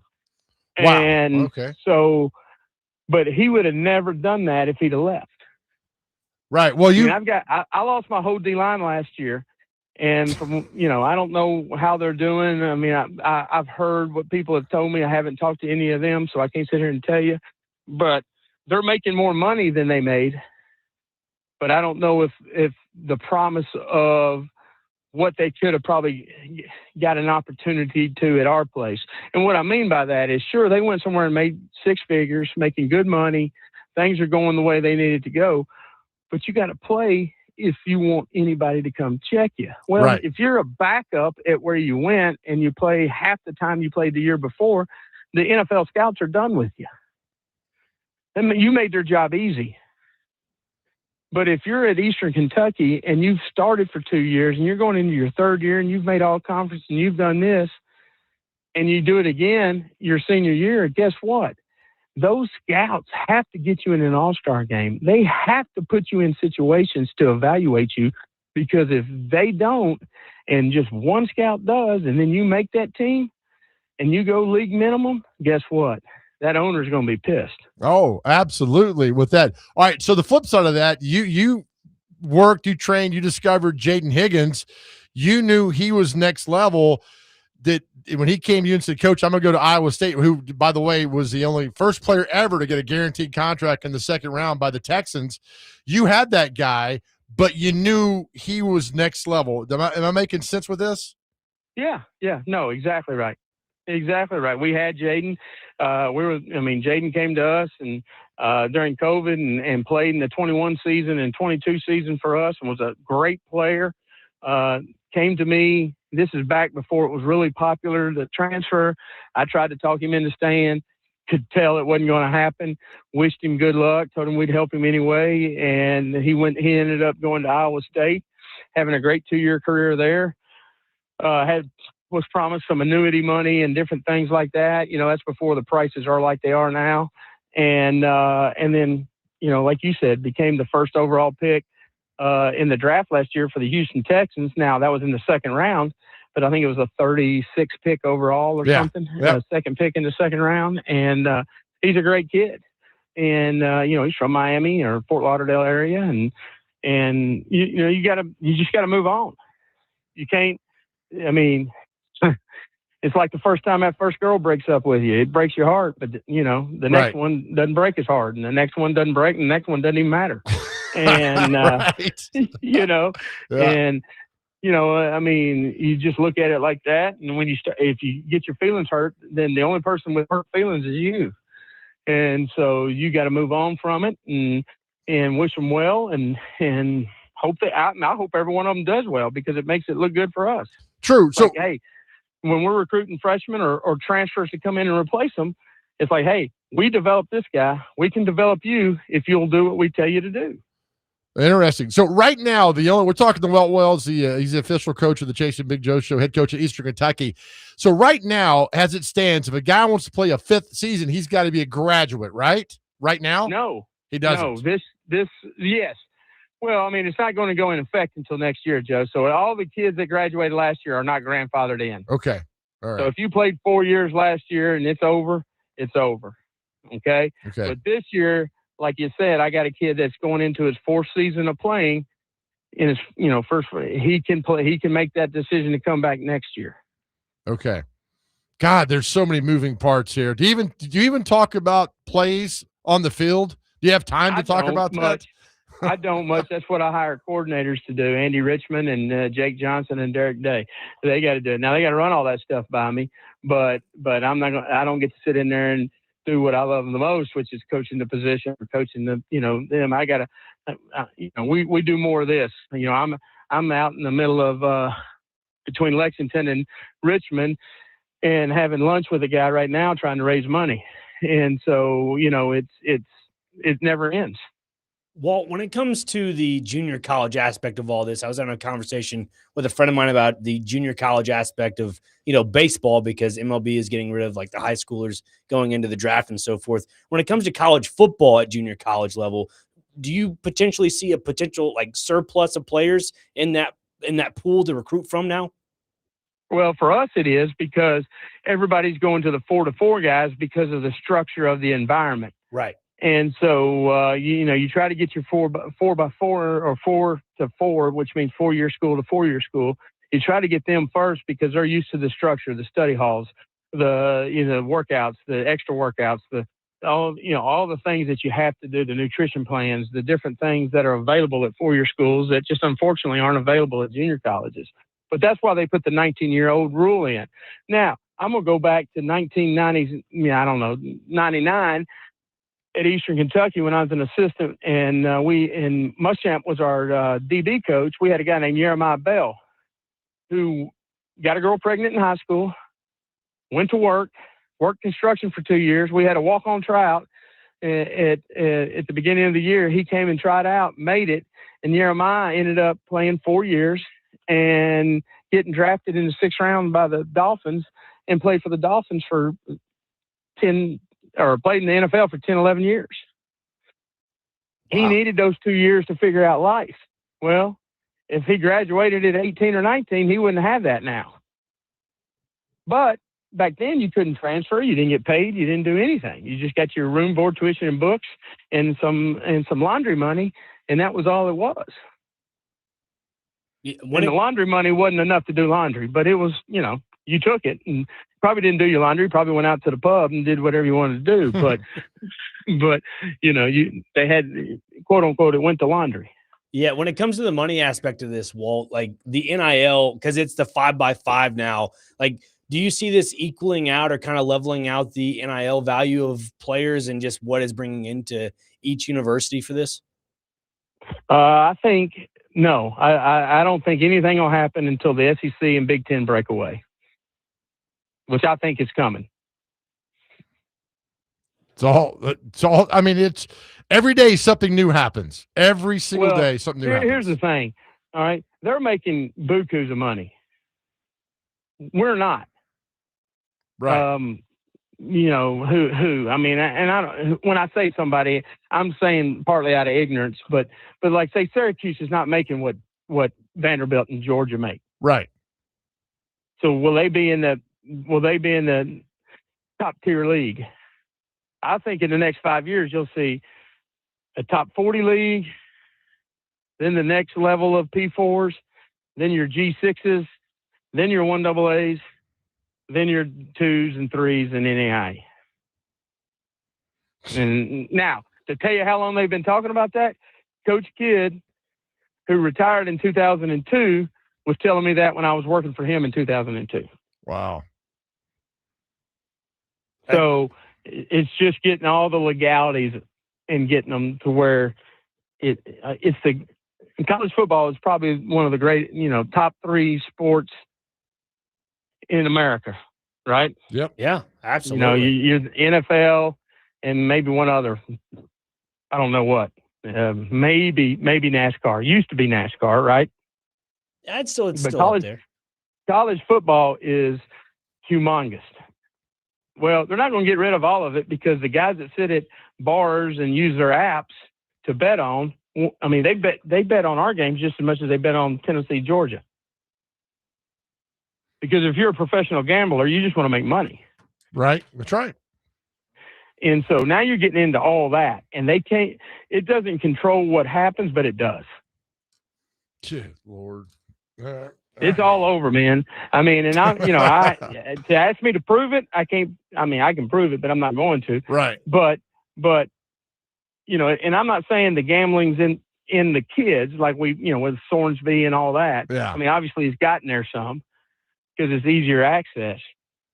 But people gamble on their phones all the time. All the time. Yeah. And that's why it's such a big business. Do you have? And it's 3 times the business that college basketball is. Well, I was going to say, do you have those conversations with your guys and not do this? I tell them all the time, the FBI is watching your apps. I mean, it may not be you, Walt Wells, right? But they're watching your apps. I mean, they're looking to bust people because if you bust people, you scare people. Yep. And then the addicts will be the ones that aren't scared. Right. Now, can you And it just adds another layer of mental health and everything that comes with that. I mean, there's so much mental health with what's going on right now. We haven't gotten to the NIL points and the transfer portal points where a guy goes in the transfer portal, thinks he's worth this, he's not, finds out he's really not, had a great situation, left it, can't get a situation, miserable, and does something, I don't want to say stupid, but does something not good to himself to harm himself. Right. Yeah, you're right. I mean, those potentially could be coming. Man, there's a lot. And I get it. It's because we want everybody to have what everybody wants. Right. But there's a reason the NCAA had some rules. I don't like all the rules. I didn't like them all. I'm not going to sit here and act like I did.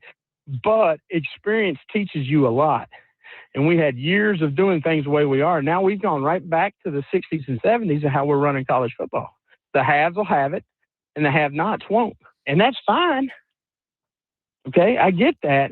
But there's more problems, nowadays than there was. Back then, there wasn't social media. There wasn't the apps to go bet and gamble on. There wasn't all these things. You couldn't transfer. You couldn't, you went to work. Yeah. Or in the Army. Or services. Yep. So there's a lot of things that, and universities aren't built for all this. Good points. You're talking sports psychologists. You just asked me, do I educate? Yeah, I educate. Yeah. You know how I educate? I talk about it, and they look at me like, well, he's just giving us more rules. I put information things above the urinals in the locker room and in the, our facility. And we have, an AD come once a year and probably talk to us about it. But you can't. The thing is, you can't hold their hand 24/7. Well, but you can't. But the consequences. And they're still 18 to 22-year-olds. Yeah. Yeah. I mean, you're 18 to 22 and you're going to make $800,000 in college? I mean, come on. Right. Yeah. I mean, I get it. I'm not saying they're not worth it. That's not what I'm saying. But there's a reason rock stars burn out when they're young, and there's a reason they're young and they do what they do because they're crazy. And they make all that money. And there's a reason a lot of times they're poor and they're addicts and they're different things when they get older. You're exactly right on all that. That is just you give. I mean, you know, it's just hard. And then what? You're not even talking about the donors that give the money, and you start losing and the pressure they put on these kids. Right. Yeah. Yeah. And then Because, if a quarterback money for the kid to play there, but they're also giving money for them to win, which they're probably gambling on the website. Yeah, right. And you've read reports where guys have reached out to players like, "How dare you throw 3 interceptions? I lost $1,000 on you today." So you damn right. Right. Yeah. So sorry my language, but yeah. I mean, it used to be just like, you know, like I just had a freshman quit. He'd been here a week and he quit because he went home because he missed his girlfriend. He's from a little small town, blah, blah, blah, blah, blah. That story's as old as time. Right. Right?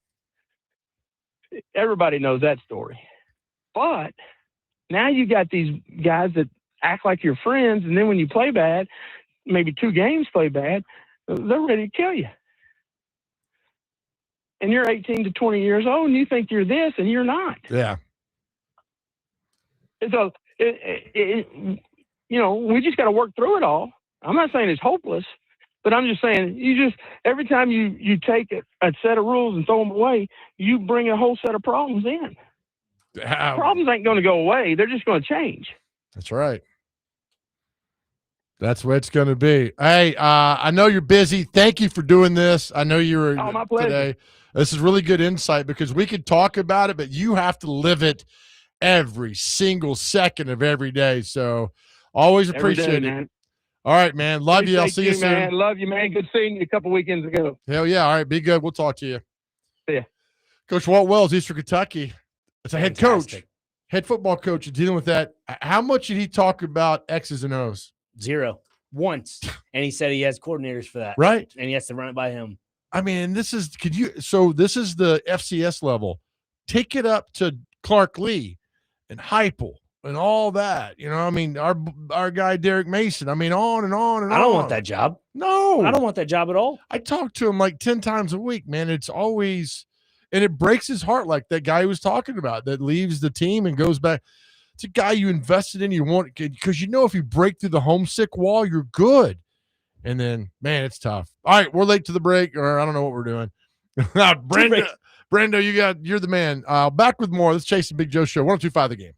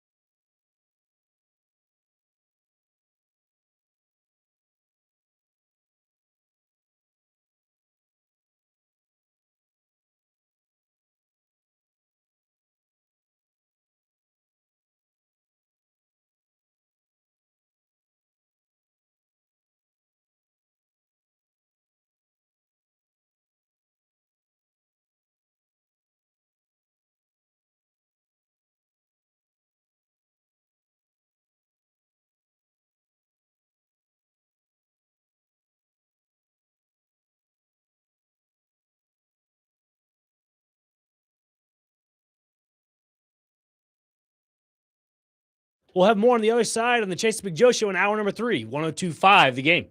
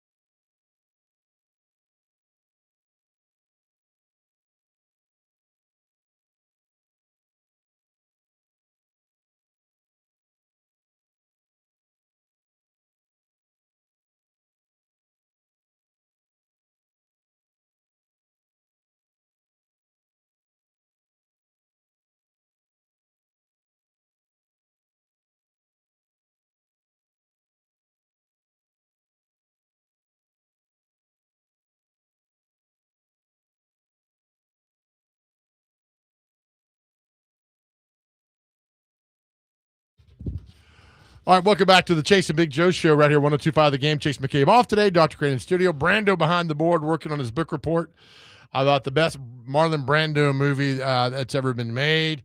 So, Brando, how are we on our book report? We're doing well? We are. We're a page in. So Okay. All right. we're getting there. We're You just have- tightening some things up, making sure the formatting is all correct. You have So, about 35 minutes to finish your book report on the best Marlon Brando movie that's ever been made. So, thank you. we're working hard back here. I like it. Good conversation with the official coach of the Chase and Big Joe show to hear that while he's going through. Busy man. Man, this is every day. So pass on that. I can't believe he had time out of his schedule to come visit you That's down in right. Nashville. Us. Oh yeah, a few weeks I ago. wasn't there. So It's yeah. a coaching retreat, man. They kind of take a little break and come hang out and everything. So it works out fine. It's pretty cool. Reaction coming in about the Grand Ole Opry and Yeah. Ryman Hospitality properties being sold. Man. It's a lot of unsure what's going on right now. But shouldn't some things not be for sale? And the Ryman Opry should not be for sale? I feel like those are grandfathered in plots anywhere in the city to Or- not touch. Oh, that's a good way to put that. But if you do buy it, you can't. Can't do anything to it. Yeah, right. Well, it's my building. I'll do whatever. I'm like, no, this is why it's historic, right? That's what made Nashville Nashville. Yeah. Countless Christmas concerts with Vince Gill and you even The Ryman's historic. everything. I mean, you can go way back. I know. You put on the board, which I just read this, and Oklahoma State has announced a jersey patch deal with a casino. How does this work? I mean, I know how it works, but how does it work? Well, from what I read on On3, if I have the article in front of me, yes, I do. According to On3, this is a jersey patch deal with, is it Osage? Or Osage, Osage Nation. It is a casino and hotel right? in the, I believe, Stillwater area, if I'm not mistaken. It says here, quote from the Oklahoma State Athletics in building momentum of the new era of sport, Kimberly Pearson, the CEO of Osage Casinos and Hotel. We are proud to be able to support the student athletes and programs across the athletic department. We built a strong connection with the university through other projects, and this brings the relationship to a broader stage. It's about visibility, opportunity, and continuing to invest in the future of people in our communities. All right. But we just talked all week about Brendan Sorsby, right? Right. That's what I'm saying. Like the timing of all this is abysmal. Yeah. And now you got a casino patch. Here's how I'm connecting the dots. Oklahoma State is continuing to, build their stadium expansion. And if you include a casino, that money is going to help furnish that, in my opinion. Well, they have one of the richest men in the world, T. Boone Pickens. Yeah, but I'm just saying, if you add more fuel to the fire, it's going to get built like that, along with more expansions that you want to add on to. Shouldn't that go right to NIL? It should. But I mean- it's a jersey patch across all sports in the university. So, Wow. yeah. That's just, it's almost like it's like a joke, like an article from a satire or parody account or something. It is the first jersey patch sold in the Big 12, and it will extend across all Oklahoma State athletic teams beginning this fall. Does the Vols they got Pilot on the field, right? Right. I don't think they have a jersey patch right now. I I don't double-check think that. so, but I know like Pilot put a lot of money to sponsor the field or whatever, and I get all that. But I think it was Arkansas that has Tyson Foods, right? should be, yeah. On the field, not on the jersey. On the field, yeah. Are there any jersey patches around for colleges? There might be one or two. I'm trying to find that out right now. I don't have my computer, so I can't look up. That's okay. So I'm all disheveled. Or is it disheveled? I think it's disheveled. Not disheveled? Disheveled is a little different, I think. Okay. Let's see here. College football now permits. I get all that. I'm looking for schools, not. So it says here LSU partnered with Woodside Energy to become one of the first major schools to unveil a jersey patch ad. Oklahoma State is now on there, and then it includes Memphis.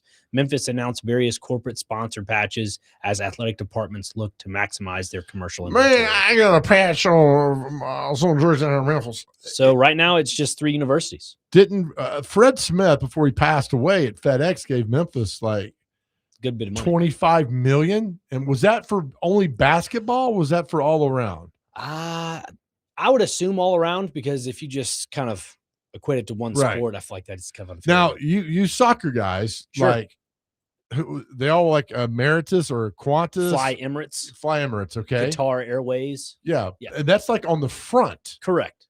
Yeah. So, but that they got to pay tens of millions for that. Yeah, it's kind of soccer culture to where you have a jersey, advertisement right across the chest. One team that I know that I grew up watching was Roma in Rome, Italy. They didn't have a jersey patch or a jersey advertiser on their chest for like 20 plus years. Then they just added one in 2015, if I'm not mistaken, or 2017. It was the year after Francesco Totti retired. So I think it was 2016, 2017. Oh, he retired at 19. No, it was 16, 17. Yeah, he retired right after Chef Boyardee. But then Qatar Airways ended up being the new sponsor. What's on the front of National SC? Renaissance Bank? Yes. That's on the front. Yes. So now it's just you're just a running billboard. Right. And I get it for teams and everything, but I mean, if I don't know, I don't want to see 4 patches on the Tennessee Vols football team jersey. It takes away everything. It takes away the pageantry of college football. Yeah. Because everybody's like, oh, what is that on their jersey? Instead of like, look at that great play. Because what are these companies going to do? Right. Zoom in on the advertisement, because that's where the money's at. I don't want them on helmets. Yeah. I don't want to see an iconic Alabama helmet in the back says Bucky's. Imagine Notre Dame.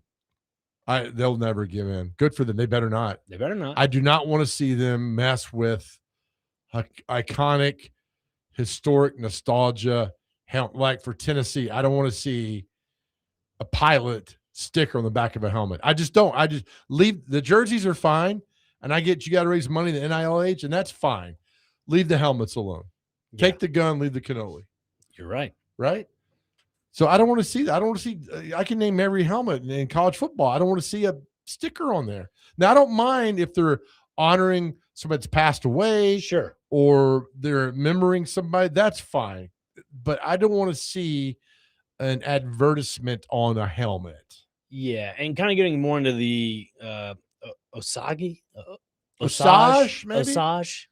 The Osage Nation Casino Hotel. Okay. When they say in their statement here on 3, it's to kind of help, bring more awareness and also to help support the people in the communities. Okay. That, it's obviously Native American. So the reservation, it's around that area as well. So that's another reason why they're kind of, I could see if you're in the Stillwater community, why this would be beneficial. Sure. But if you're on the outside looking in, especially with the timing of this article being released, not a good look nationally. But locally, you're probably thinking, yeah, this will actually help out. Yeah, it will. But then you got to look overall at college football. It's like what we've been talking about for the last week is Brendan Sorsey. Why gambling?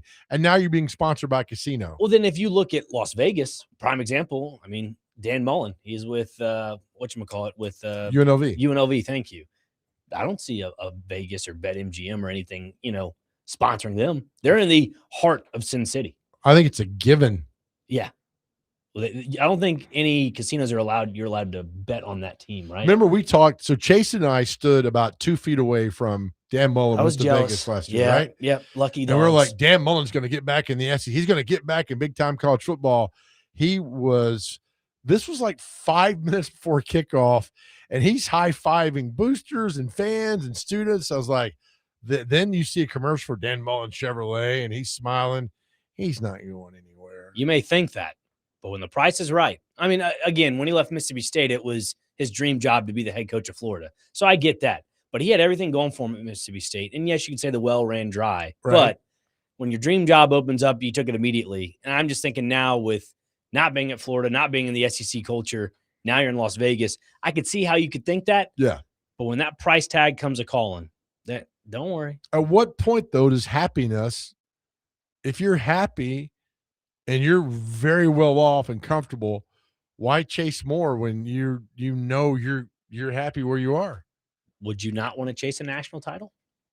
I guess, yeah, I'm sure. But he had the opportunity at Mississippi State and then Florida and blew it. That's fair. I think Mississippi State was probably his best opportunity, but you look at Florida, and I think that's just at the time was a little bit of some damaged culture. It was a retread. Right. I think that's kind of what you got with Dan Mullen. I think he just wanted to fulfill his, dream of that being a dream job. And then after that, see what happens. And that led to UNLV. And I think with UNLV, and I've mentioned this before last summer and into this year, there is a prime opportunity for Dan Mullen to get that G5 spot in the college football playoff. If you're Dan Mullen and you're UNLV, you just run the table at the G5 level, and you hope you get that one spot. Well, there's one school sending your way every time. That's Boise State. By the way, Dan Mullen's part of a pretty good trivia question. And I think I know where you're going with this. What is it? The first-ranked college football playoff number 1 overall team, and that was Mississippi State. Mississippi State. 2014 was Dak was a quarterback, That right? was his senior year. Yeah. Who? And then the next week, Auburn beat him. No. It was. I was at the game when they went number 1. Okay. I remember that game vividly. Who'd they beat? They beat Auburn. It was okay. a 3:30 kickoff at Davis Wade Stadium. Okay. That's when I had a cowbell and a hot coffee mug thrown at me. Good. Did you fight anybody? No, it was from the 3rd level. So Oh. if it hit me on the top of the head, I probably would have died. Isn't that crazy? Damn.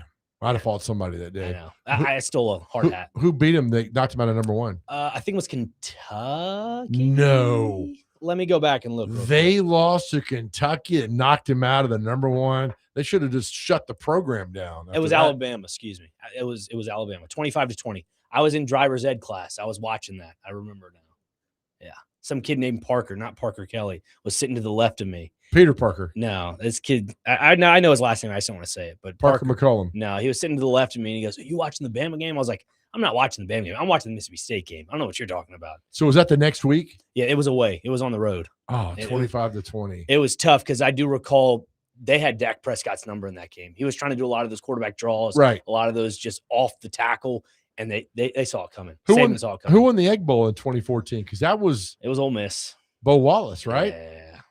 That was Giles County. Yeah, they lost 31-17. Oh, That man. was a rough one. Bo But Wallace had 296 that game. But hey, for that 1 week, Mississippi State was on top of the world. We were. It's the best time ever in Starkville, Mississippi history. Sorry, man. All right, we'll take another break. Come back. DVD comes with 3 o'clock. Also, tomorrow, I've been informed at 8 o'clock, Pecorine will join Robbie and Rexroad tomorrow at 8 o'clock. Pekka? 8 o'clock tomorrow morning. All right. My microphone's gone somewhere. What? My microphone. Did you No, lose me? I hear you. Oh, okay. Sorry. Brando was talking to me. Sorry, Brando. Oh, okay. My I better bad, buddy. say, it looks like Joe's on a different planet now. So Pecorine tomorrow at 8 o'clock with Robbie and Rexroad. That's awesome. I'll be tuned in for that. That's very good. Good for them. So what time is it in Finland then? 3, 4? It's Or is it, are they, oh, no, wait a minute. Finland's 2 days behind us. sure about that? Finland is 33 hours behind us. Currently, it is 10:20 p.m. Yeah. in Finland. They're 8 hours. Wow. Yeah, the look on your face like, oh, I got to correct him. All right, back with more right here on 102.5 The Game.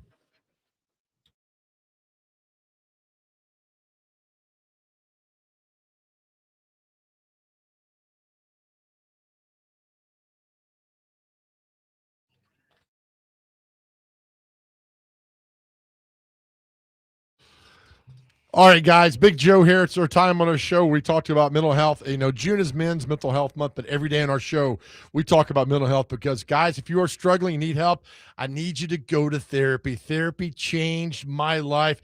And once you start talking, get all that off your chest, I'm telling you, you'll feel so much better. That's why we're so honored to be partnering with UnityCares.com. You hear the commercials every day, and I talk about UnityCares.com because they're absolute angels on earth. They're based right here in Middle Tennessee. UnityCares.com. Their main goal is to get you back living the life you deserve. Go to the webpage at UnityCares.com. You'll see everything that you need to be answered right there. How to start, where to start, how to pay for it, what do I need to do? Step 1, step 2. They got you covered. They got you covered everything you need. And listen, they offer telehealth, right?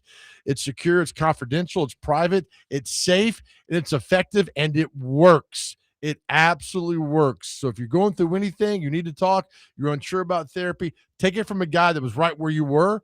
And I was like, I'm not going to go to therapy. That's for other people, not for me. And then I went, and then it changed my life. I talked to a lot of men who are in therapy, and they're doing so well because it works. Listen, you need to get back to living the life you deserve. And the best part is you don't have to go through any of this alone. Be part of the crowd that's doing this now, that wants to get you back living that perfect life that you absolutely deserve. The website, again, it's unitycares.com, unitycares.com.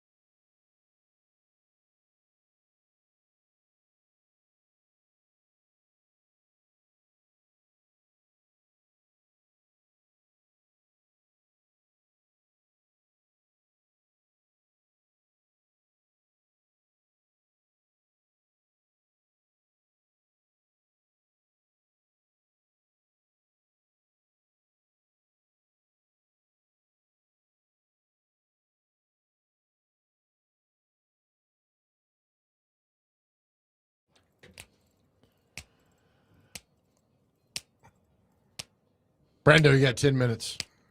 Welcome back to the Chase and Big Joe show. Is this the GOAT of yacht rock songs? Has to be.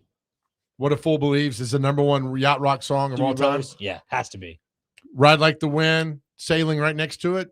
But I think this wins. Oh, yeah. Yep. Yeah. You know, Michael McDonald wrote, I'll Wait for Van Halen. Really? Crazy. He wrote a Van Halen classic song. Our question today was, what's the best cut French fry? And I mean, so many of you guys weighed in on this.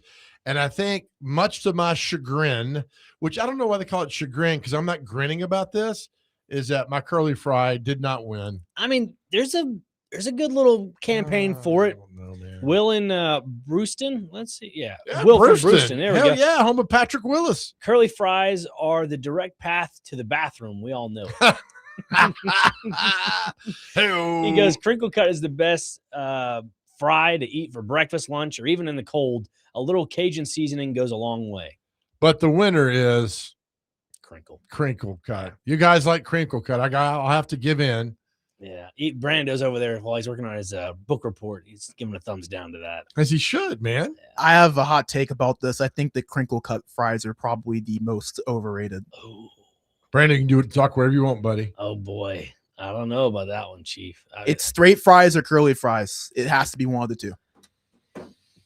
Straight fries need a little help, though. They need a little seasoning on it. Yeah, You know what I curly mean? fries. They're Just, reliable. You know what you're getting every time you get straight fries. Yeah, but I want a little fun with my fry.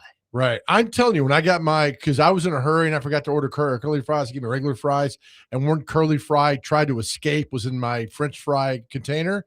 I'm like, hey, buddy. He's like, I'm getting out of here. I'm like, I've got to eat you. Just ate hands it. going, no, not today. It was so good. It was a curly fry lost in the world. In this big bad world, that curly fry was lost, and I had to eat it. You put it out of its misery. So crinkle cut. You guys take your crinkle cut fry lap today. Let's see. 1652 says, you ever try and dip a curly fry in the small ranch cups they give you? Pass. Steak fries all day. Thickums. Yeah, I have. I get it. Yeah, So. but sometimes I eat the curly fry just by itself. Oh, because there's enough seasoning on there to give you all the flavor you need, right? It's a little crunchy, man. It's so good. Let's see. 3611 says Zaxby's fries with the seasoning is a chef's kiss. Bonus points if they're crispy. Chris and Dover. Oh, I need to check that out then. I don't go to Zaxby's as much as as often as I need to. Okay. B-Man says Arby's curly fries rule. You have to get them loaded with nacho cheese and Arby's sauce. Arby's sauce it's really good.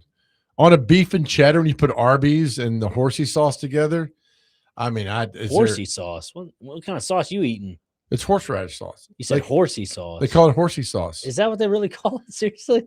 Have you not been to Arby's? I don't. You Belle Meade people. You don't. I'm not a Belle Meade guy. I'm South Nashville. Get one of your damn servants to go to Arby's and bring you back. Brando, can you believe this? This attitude from the Belle Meade guy in here? I'm not a Belle Meade guy. I don't like this. You've never had horsey sauce? I've never heard of a horsey sauce. You've never heard of it? I've never heard of it. What? Horsey sauce, that doesn't sound pleasant. This is worse than you not ever watching A Few Good Men. This is terrible. I can understand maybe not trying it, but not ever having heard of it. It's not my fault I haven't heard of it. That's the PR people over at Arby's. It's not. We've heard of it. No. You're lucky Chase McCabe's in the meeting, because I'd call him right now and say, Chase, what we got going on here? Dude. You're lucky. Look, I have no ill will towards Arby's. They just need to be advertising their horsey sauce a little bit. Do you go to Arby's at all? I've been once in the last 5 years. But surely you stop calling me Shirley. You have heard. You know what, Brando? We need a break, and I need to regain my composure. We're back with more right here, 102.5 The Game.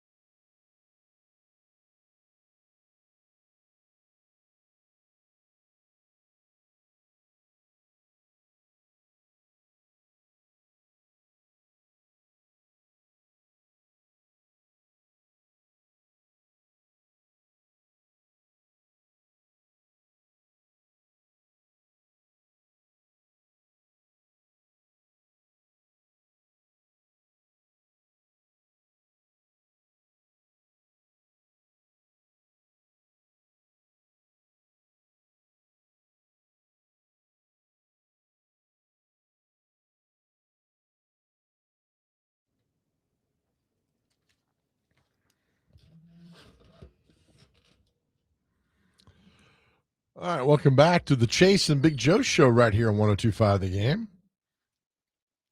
Shout out to our producer, Brando. At noon, I gave him an assignment because he's named after Marlon Brando to give me Brando's best movie he was in. And I said, I need a book report by 2:40. And at 2:37, he hands me a book report.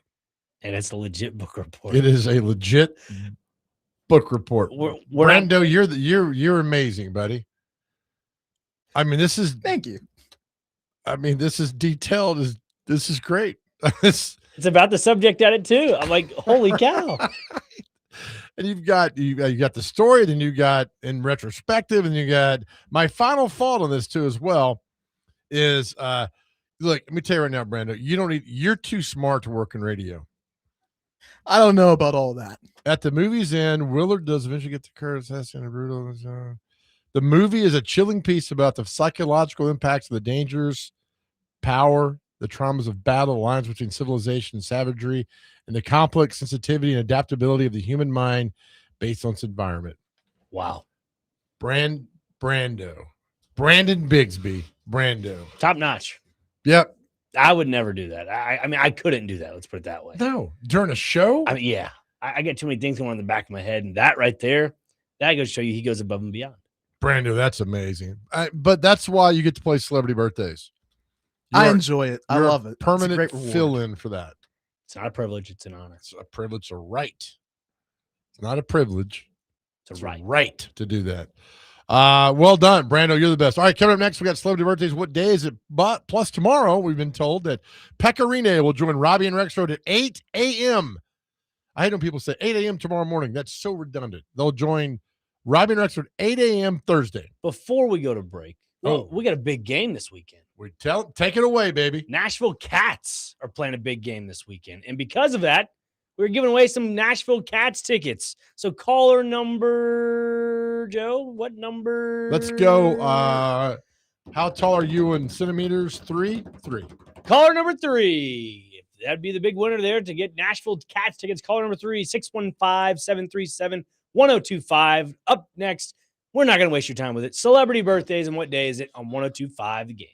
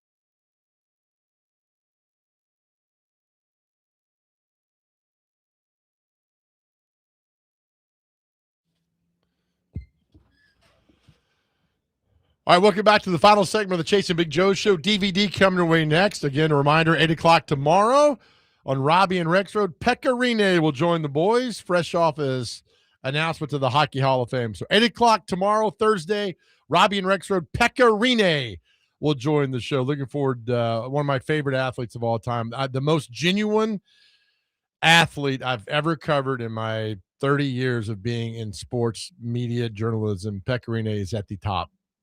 Just it. Number 2, Chris Mason, our friend Chris, because these goalies in hockey, there were games when Pekka, they'd win 5-0, he'd have a shutout, or they'd lose 6-1. He gave up 5 goals. His mannerism never changed as you talked to him. He even apologized for being late to things. I mean, it was just like that. Those dudes don't grow on trees. I said that yesterday to Jake and Connor. It's a different mindset. They respect the game, and they respect the culture of locker rooms and media. They respect all that. I'm not saying people don't do it now. Right. I'm saying it's a different perspective for them. Well, as I said, Titans fans have a love affair with Steve and Eddie, and Preds fans have a love affair with Pekka. There's nobody comes. You could talk about Shea Weber and Forsberg and blah, blah, blah. Nobody comes close. Nobody comes close. And it's a love affair that the city had with Pekka Rinne. When a city falls in love with an athlete like that, it's pretty special. Steve and Eddie, and then with Peck, I'm not sure there's another Titan since then of people. Derrick Henry a little bit, probably. Kevin Byard, maybe. Not at all. Not with the stuff he did in the community. No. Not at all. I mean, fall in love with your athlete. And That's I think fair. Pekka was the guy. Are you ready? Let's do it. Brando, hit it. Time for celebrity birthdays. And what day is it?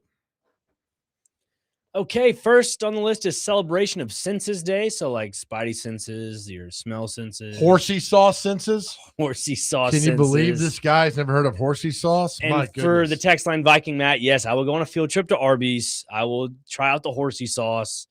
International Fairy Day is today, so there's that. What is it? Fairy Day. Yeah.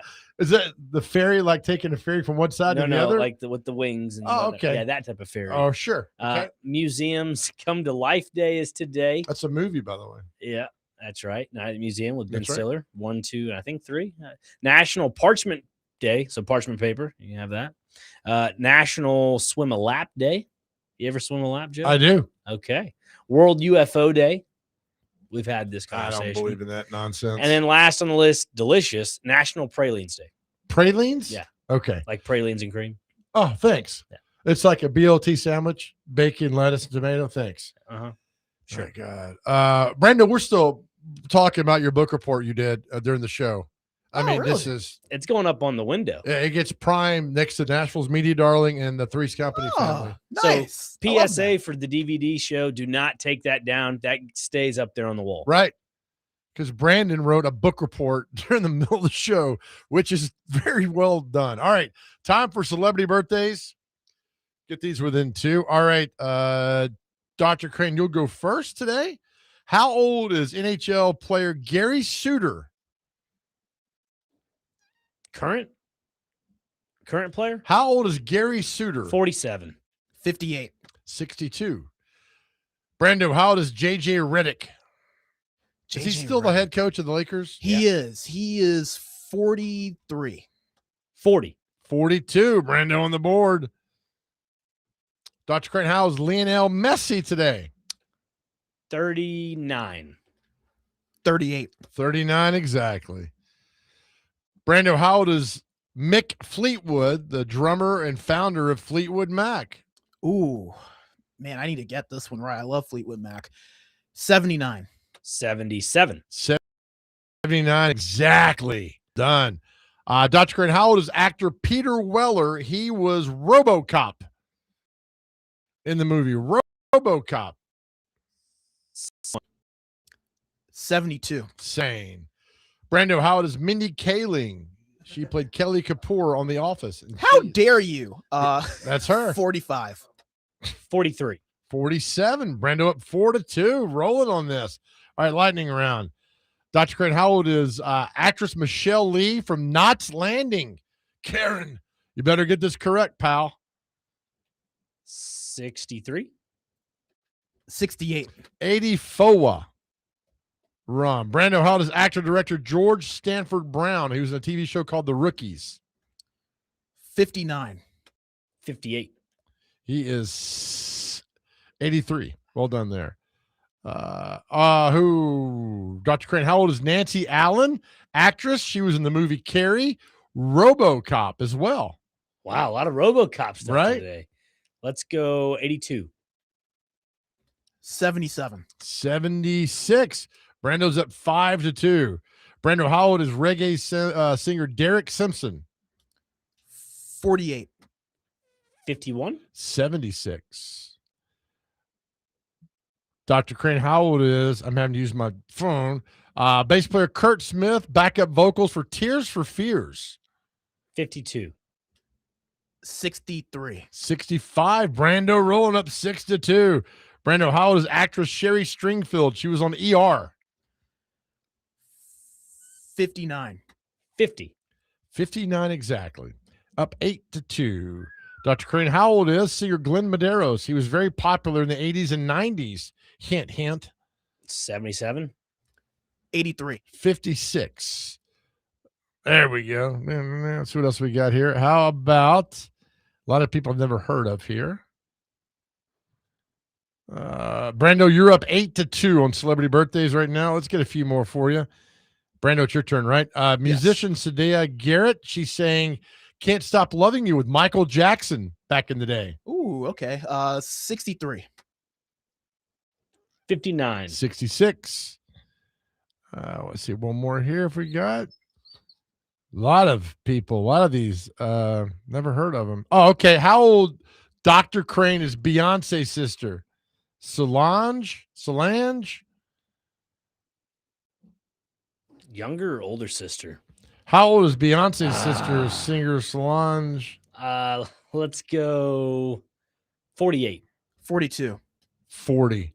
With that, Brando wins 9-2. Brando, I'm trying to find people that we guys would know, but nobody in here. I mean, that's incredible. Absolute thrashing on celebrity birthdays. Like the singer of the Zombies, like Colin Blunstone. Like I remember the Zombies. Then 67. 81. 81 today. No, Brando, well done on the 9-2. Thank you. You know, we read these birthdays, and so I'm like, oh, I can't believe LaDainian Tomlinson being 47 years old yesterday with his birthday made me feel really old. Yeah. I mean, I remember him playing at TCU, running all over the Titans, NFL. That dude's 47 years old. Get out. Correct me if I'm wrong, but it was the trio of Phillip Rivers, LT, and Antonio Gates. Antonio Gates, yeah. That just ran rampant with the San Diego It did. Chargers for a long time. It is. You know, last night they had tight end university in town, and that all the tight ends are town, whatever. Sure. Travis Kelce was there. I would like to have gone and worn a Jonathan Cyprian jersey. And why is that? Did you remember when he got knocked out in the playoff game in that's 17? right, Brett that's Kern right, talked yeah. about that, like was on the field, and then I mean it was a bad hit. He hit him in the helmet, but he hit Taylor's. I mean he hit Kittle. Kelce so hard. You got me so confused. All You right. started out with George Kittle, now we're at Travis Kelce. They're in town at Town University. Yes. Travis Kelce's there, and Taylor Swift shows up, Okay. and then during that playoff game in 17. Kelce got hit by Jonathan Cyprian by the Titans and knocked him out. Yes. I mean, it wasn't vicious. It was a illegal hit. It was helmet to helmet. Violent. Yes. And Kelce was woozy, and it was like, you're like, oh, I hope this guy's okay. So I wonder if he remember. I mean, I don't think Kelce's been hit that hard unless you count the prenup. You walked right into that one. Wow. You doing okay today, buddy? Great. I might have to go buy some horsey sauce after this show. Do we need to record a busy bee spot, or we already No, done that? we did all that. We're good. Yeah, we're good. Time is a flat circle, man. Yeah, I get. You believe in the world is flat? Absolutely not. Not a flat earther. Uh-uh. All right, good. Sure. No, do you? No, the world's round. The world's very round. Yeah. Yeah. I've had a conversation with a buddy of mine. This was 3 weeks ago, and he mentioned something about a ferment or something about the whole, I don't know, circular bubble. I don't know. The atmosphere. No, it's something starts with an F. It's in the Bible. I don't know. It's the F. It's in the Bible. I don't know. I don't know what this is. It's like ferment. But we did discover Mother Angelica today, right? We did. It was on the Catholic channel for a long time. That's right. Not sure if she's still with us or not, but She's born in 1923. yeah. But a lot of mornings in college, A lot of mornings for JoJo sitting on the couch. not feeling well because of the night before, and Mother Angelica tell me it's going to be okay. God bless her. She Anything else? passed in 2016. Oh man! Rest in peace. Anything else you want to add today? Just say thanks as always for sitting in with you. Have a good time. And, Tomorrow from the Omni. We are tomorrow from the Omni, and Friday another special place. BetMGM downtown. Thank you. This will be fun. Appreciate it as always. DVD coming up next. Don't forget Pecorino is going to be on with Robbie and Rexo tomorrow at 8:00. Make sure you join that. To our guys out there, the message we end every show with to our guys out there: if you are struggling, going through a few things, reach out, talk to us. I'm telling you, you have survived every bad day you've been through, and you're still here. Please know how powerful you are. I actually pray that you know how powerful you are. Ask God for opportunities. Watch him just make amazing things happen in your life. Know how much that we love you. And more importantly, more than anything else in the world, please know how much God loves you. DVD's next.